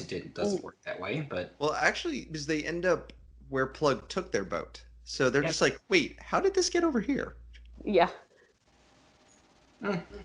convenience. Yeah. Plot convenience. Triss is like, I'm the main character. Of course it works out perfectly for me. Maybe Did you that just- would mean I get more book time in the book. I mean, didn't you pay attention during that cutscene? What? Yeah. It's actually my text message sound is a character saying, I'm sure it'll all work out. I am the main character after all. So yeah. Oh, there's probably people on our ship, so we're gonna need to figure out a way to get through this. So, So this is the plan, and the quote, this is the plan, Triss. We sneak down there, steal some weapons from the vermin, swim around the big ship and surprise any vermin who are on our little ship, and no, this cannot possibly go wrong. So, wait. Works. The plan is sneak, steal. Do I got that right? Quick, we need to save our progress before we attempt the sneaking mission. Yeah. F5. Okay, we're Save good. state. Save state. So at this point, I was like, I really hope Shog mistakes Scarum for a sea rat and smacks him with a broken oar. Aw. Think of his mother. Hey, I said smacks him with a broken oar, not stabs him with a knife. Yes, that's true. I was being nice. I was gonna say when I start to have murderous thoughts about Scarum, I just think of his mommy and daddy, and I'm like, well, they love him for some reason, so. I don't know how much his dad really cared about him, but yeah, his mom. They do. We spent that whole part of book 1. Both dads are concerned for their sons. So. Yeah, they're concerned that Scarum will say the wrong thing and get himself killed. Yeah. Whether by the villains or his own teammates, who knows? Thankfully, This is the last chapter we see Scarum in for this section of the book. Unfortunately, this is also the last chapter where we see Triss for this section of the book. Yep. Yes. Shog and Triss basically pretty much stumble right onto the prisoners who are being guarded by a drunken plug. Yep. They knock him out with an oar, and Scarum is a dingus and starts shouting. They're like, "Shut up!" Yeah, Triss like covers his mouth like, shh. There'll be none of that. And they start getting away, and yep, Kurta arrives at just the time to see them float away. Bye, Kurta! You're an idiot! And then she takes it out on Riggin, and Riggin's like, I was trying to do the thing that you were telling me to do, but you wouldn't let me. And she's like, I don't care, I'm going to beat you up anyway. And Vordo's on the side like, don't take it out on me. Don't take it out on me. Yay, not me! Vord is like, when she tries, he holds up, leave it. Sorry, I have my Vermin HR card. I'm taking a half day. Sorry. Taking a mental health day. And back at the Abbey, they have a red kite who shows up. Strike Red Kite. This guy is not. No. He's old. Half like deaf, half like senseless, and just this is like the old person you talk to. They go, huh? What? Yep. Oh, that's Sunny. He's also significantly visually impaired and could do with a bunch of training on his blindness skills to be a competent blind person. But he literally starts smacking into walls. Yes, but he doesn't want to admit that he's blind, and so he doesn't. And then they're like, are you tired? He goes, I'm not tired, I just need to rest. Yeah. Bring me milk and honey. Yeah. Yep. Yeah. So it's the only thing that I can gum down now, Sonny. Bloodpeak reminds me of that 60-something biker who still thinks that he's 24, or the mafia enforcer who's 2 generations past his prime, but is somehow still employed. See, I got a different impression from him, especially with like when he and Ovis start talking, where Ovis is like, my rheumatism is acting up, and he goes, what was that? What'd you say? Where are ye? And it just made me think of Phil Hartman on SNL when he was playing Admiral Stockdale going, who am I? Why am I here?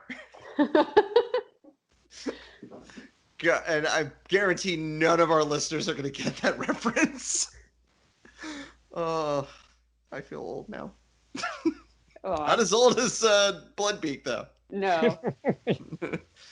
And it's like at this point, I'm sure this will go well. Ovis and Bloodbeak are like, hey, we'll take care of those adders. Hey, does that sound like 2 birds getting mercilessly murdered to you? Oh yeah. Yeah, this was sad though. Just like all these 2 poor old grandpas, they shouldn't have been. I don't know. And they were playing Bloodbeak for laughs, and then they just like ruthlessly murder him off screen. Like, that didn't last very long and was kind of messed up. Yeah, but then they meet a hamster. Yeah. Before we get to that, both of our birds are murdered by the adders. And Ovis dies in his friend's arms. Oh, gosh. And nothing of value was lost. Oh, come on, man. Too bad it wasn't Scarum. I didn't cry, but I found this sad. Side note, I thought I would have to end the call very abruptly because somebody was screaming outside in the hallway, but no, they're just singing very badly. It's fine.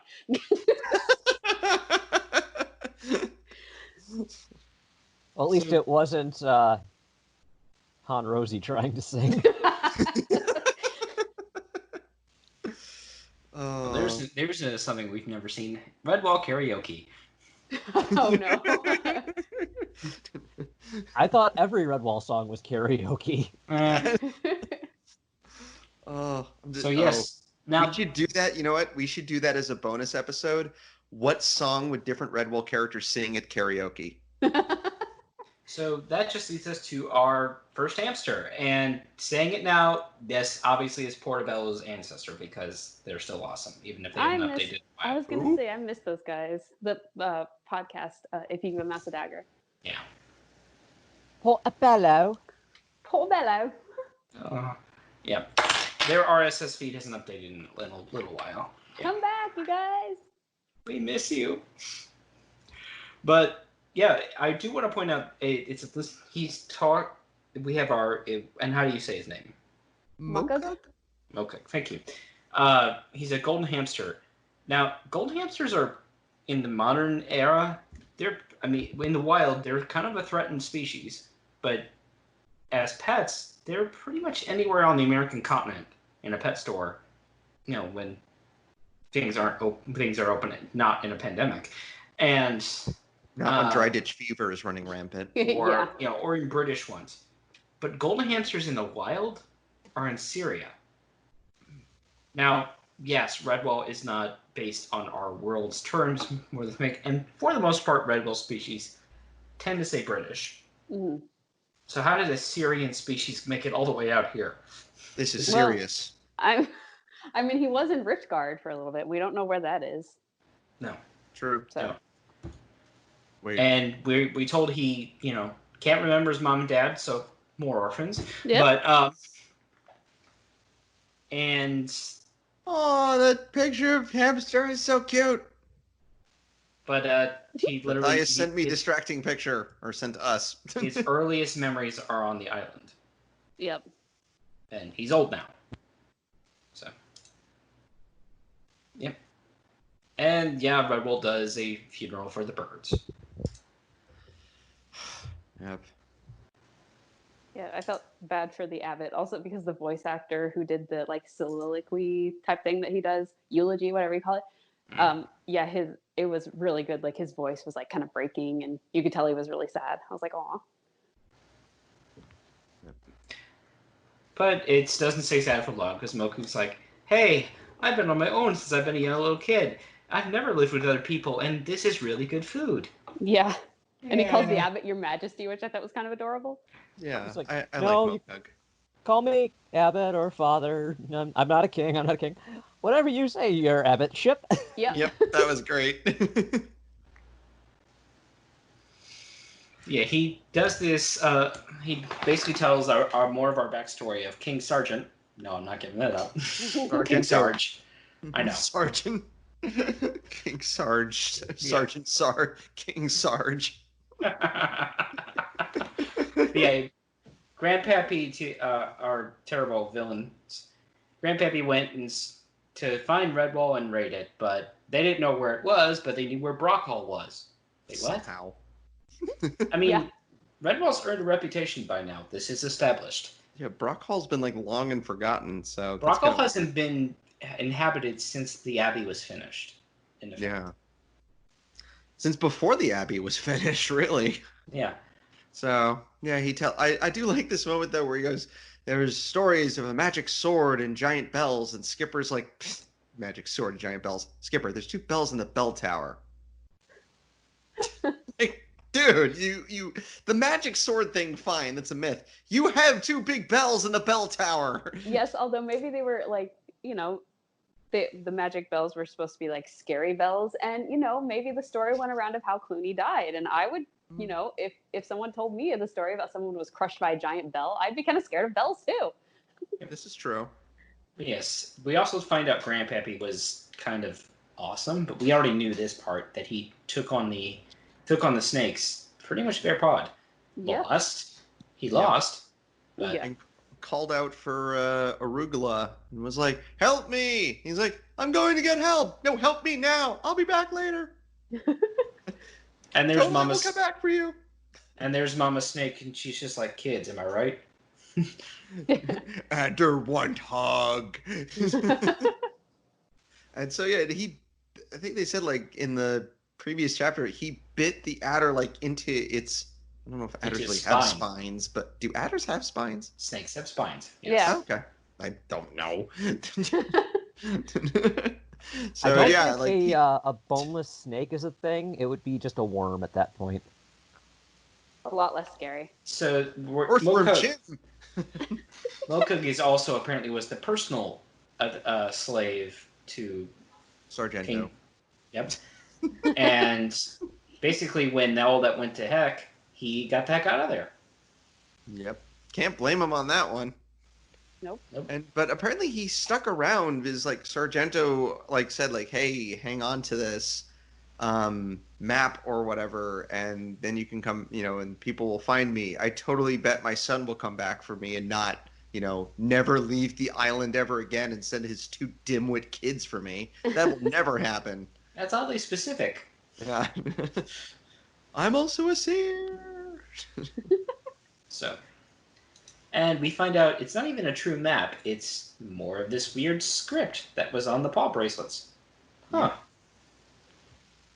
Katie, Now- out of curiosity, how do they describe it in the audiobook? Because for us, in the regular book, we see the script written out. They just pretty much said like it stood for Royal House of, I don't know what it was like, Royal House of Riftguard. Royal House of Riftguard, yeah. And it was like, yeah, I don't really know what they didn't really say. All they said was about the leaf. That was the only one that really described the picture. Oh, it's basically just pictographs. It's not as grandiose as Egyptian hieroglyphics, but that's kind of what it invokes. Okay. Yeah, I assumed they were all pictures of stuff, but yeah, the only one that I know there were a number of them. I'm really trying really hard not to spoil what we find out in the next book, so I'm trying to be very careful with the things which I speak. But I know there was a number of them, but the only one that they said anything about was the leaf. Yeah. Now, I touched on this last episode, but long ago when this first came out, I was at the same time rather obsessed with the fact that there was like a secret code, and I liked codes in general, so much so that I have in my hands right now an old little mini composition notebook, like the sort you get from like the Dollar Tree. Oh, nice. That I had filled with different kind of like substitution codes and ciphers and whatnot. Cool. And wouldn't you know it, the first page with any codes on it, that's the very first one that I have. Is I have my like terrible 12-year-old scrawl of me sketching out all these individual symbols. So just for the hoot, I went ahead and actually translated the symbols that were provided here without turning forward 42 pages to when they show what the actual thing is. I think I have a problem.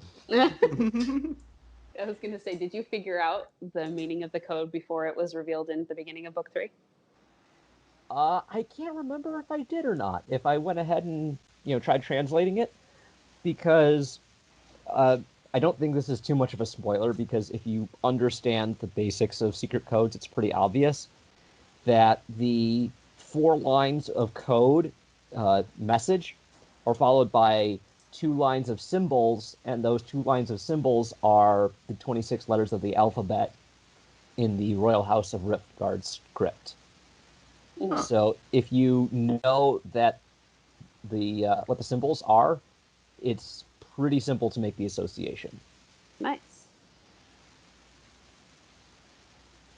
You just spoiled something, I shall point out. It's one of those things that if you know about secret codes, it's beyond obvious. Right. So all I'm doing is spoiling it for the people who don't know about secret codes, in which case you learned something today. Recorder on the wall. The more you know. Not only entertaining, educational as well. Yeah. So now Red Ballers are trying to figure out what this is. Yep. So, And and like, again, props to Jake. Props to maybe it's Jake. directions. Up, up, down, down, left, right, left, right. Be a start, select, or select start. Yep. Hey, look, we got 30 lives. Props to Jake's for not just doing another riddle poem. This is something new. Mm-hmm. Mm-hmm. Well, it actually is kind of a riddle poem. Yeah. if you look at the translation. I'm not going to spoil that. That's for next time. It's the next Itigal. Yes. There's one No. more that they need to solve.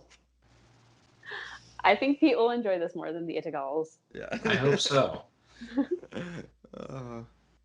Yeah, and that's basically they just like solve a writ. Like Skipper gets Martin giving him like kind of telling him, "Hey, move the plot along" in his dream.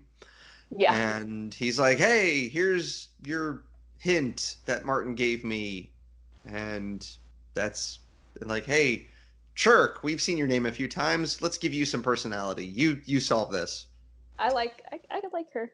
Oh, I'm not saying she's bad. I'm just like all of a sudden she's like one of the only named otters for most of this book, and they're like, "Here, you have a name. Do something." Yep, and she becomes a little bit more of a prominent character in the last book. Okay. Yep. Spoilers. We're spoiling things all over the place. And yeah, that's it. And it ends with her saying like, "Here, let me show you the answer. But let We me also also get- tell you how I did it."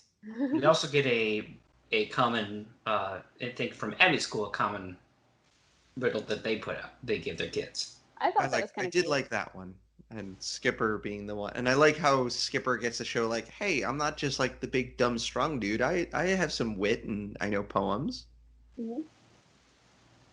And yeah. And meanwhile, our titular character, I can't even call her the main character anymore, but she's obviously not. Our titular character is gone for the last 3 chapters of the book. Yeah. Like, we got more with her in this section than we did in the last one, but we didn't get a whole lot with her.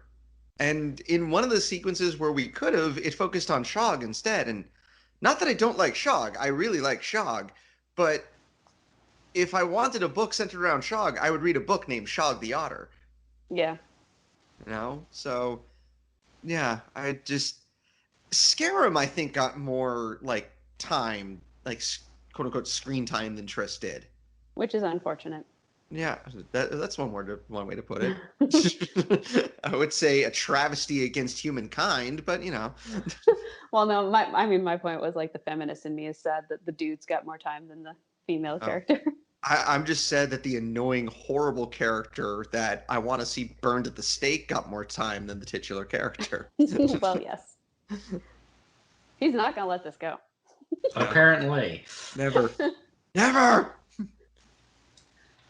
So Misa that wraps up Scarum! book 2. That wraps up book 2. And for me coming in after book 1, you know what? This is good.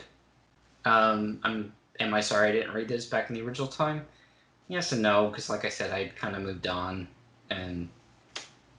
but this is actually a pretty solid book. Yes, plot is reminiscent of Martin the Warrior, just a little, but not something so terrible. Yeah, I like it. I don't remember this one as well as some of the others, and so it kind of feels like I'm reading it for the first time again. And yeah, like my complaints about Scarum aside, like otherwise I enjoy it, and it feels like the progress of the book is different from some of the others. Like it's not just the Abbey is in danger, and so we need to get our warriors and everything. Like it doesn't feel like it falls into like a certain like plot formula. Yeah, I mean, the Abbey's in danger, but it's like a different kind of danger sort of thing. Like it's not just a army of vermin that we have to like strategize against, but it's like 3 scary snakes. Yep. Try and say that 3 times fast. No, thank you. But yeah, I really liked Plug and Kurta's little showdowns that they have, like their matching of wits, because it's just really funny. Yep. And of course, this audiobook continues to be fabulous. Agreed.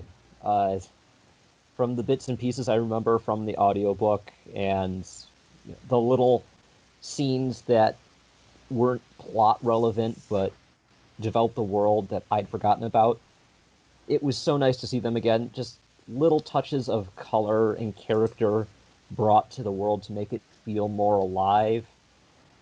I know, and this is something that will be discussed in book 3, but a lot of people complain about Triss being something of a Mary Sue. And I think it comes down to the fact that in books 1 and 2, she doesn't get a lot of plot development. Yeah. I think if we'd seen her a little bit more, if she'd had an opportunity to show off her skills or at least practice in some way, shape, or form, book 3 would feel better. Yeah, I've got Also, feelings about that I'll get more into in book 3, but yeah, I don't think she's a Mary Sue. I think she's underutilized as a main character, but I don't think that makes her Mary Sue. Yeah, I Yeah. feel like this is more of an ensemble book than like having a central character, and I think I would have just given the book a different name. Like at this point, where like obviously Triss is one of the main characters, but she's one of like so many others, and I'm fine with an ensemble book. Like I like the fact that we have a lot of characters in this book of like varying degrees of like personality and everything, and it's not just focusing on one person.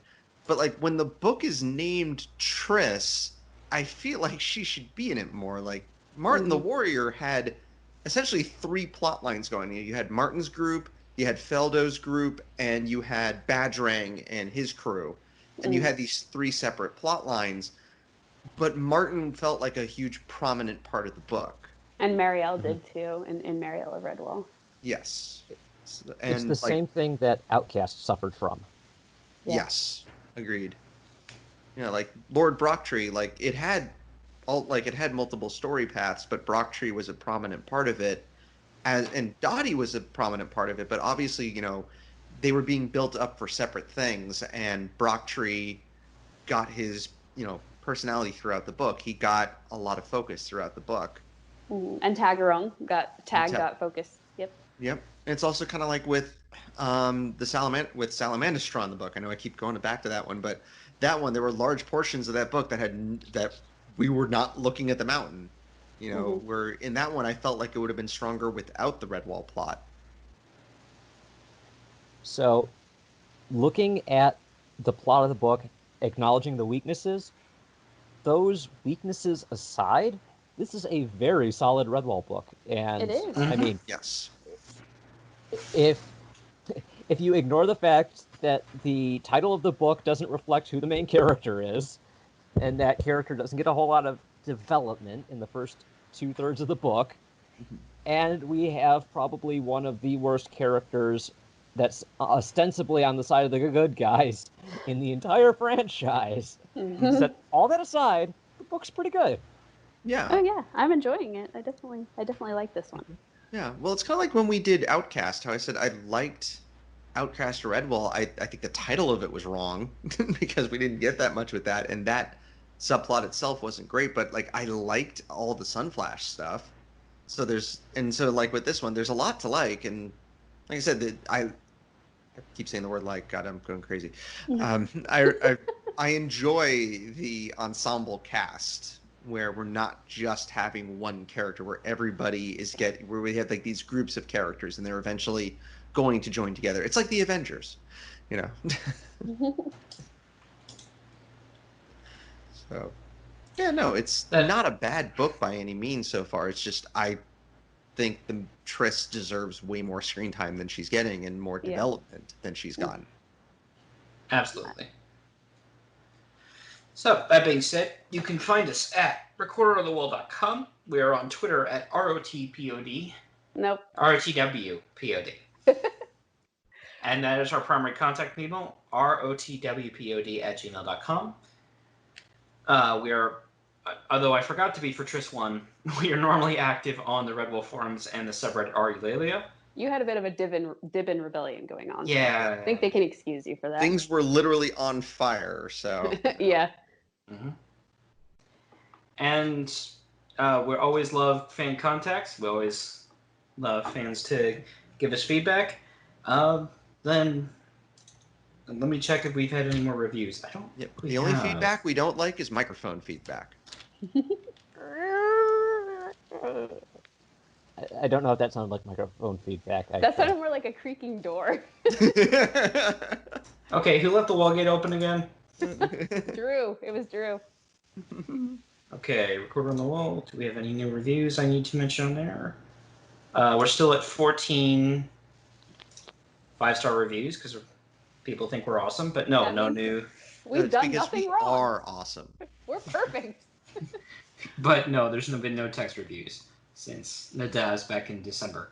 Because a 5-star rating speaks for 1,000 words. Aww.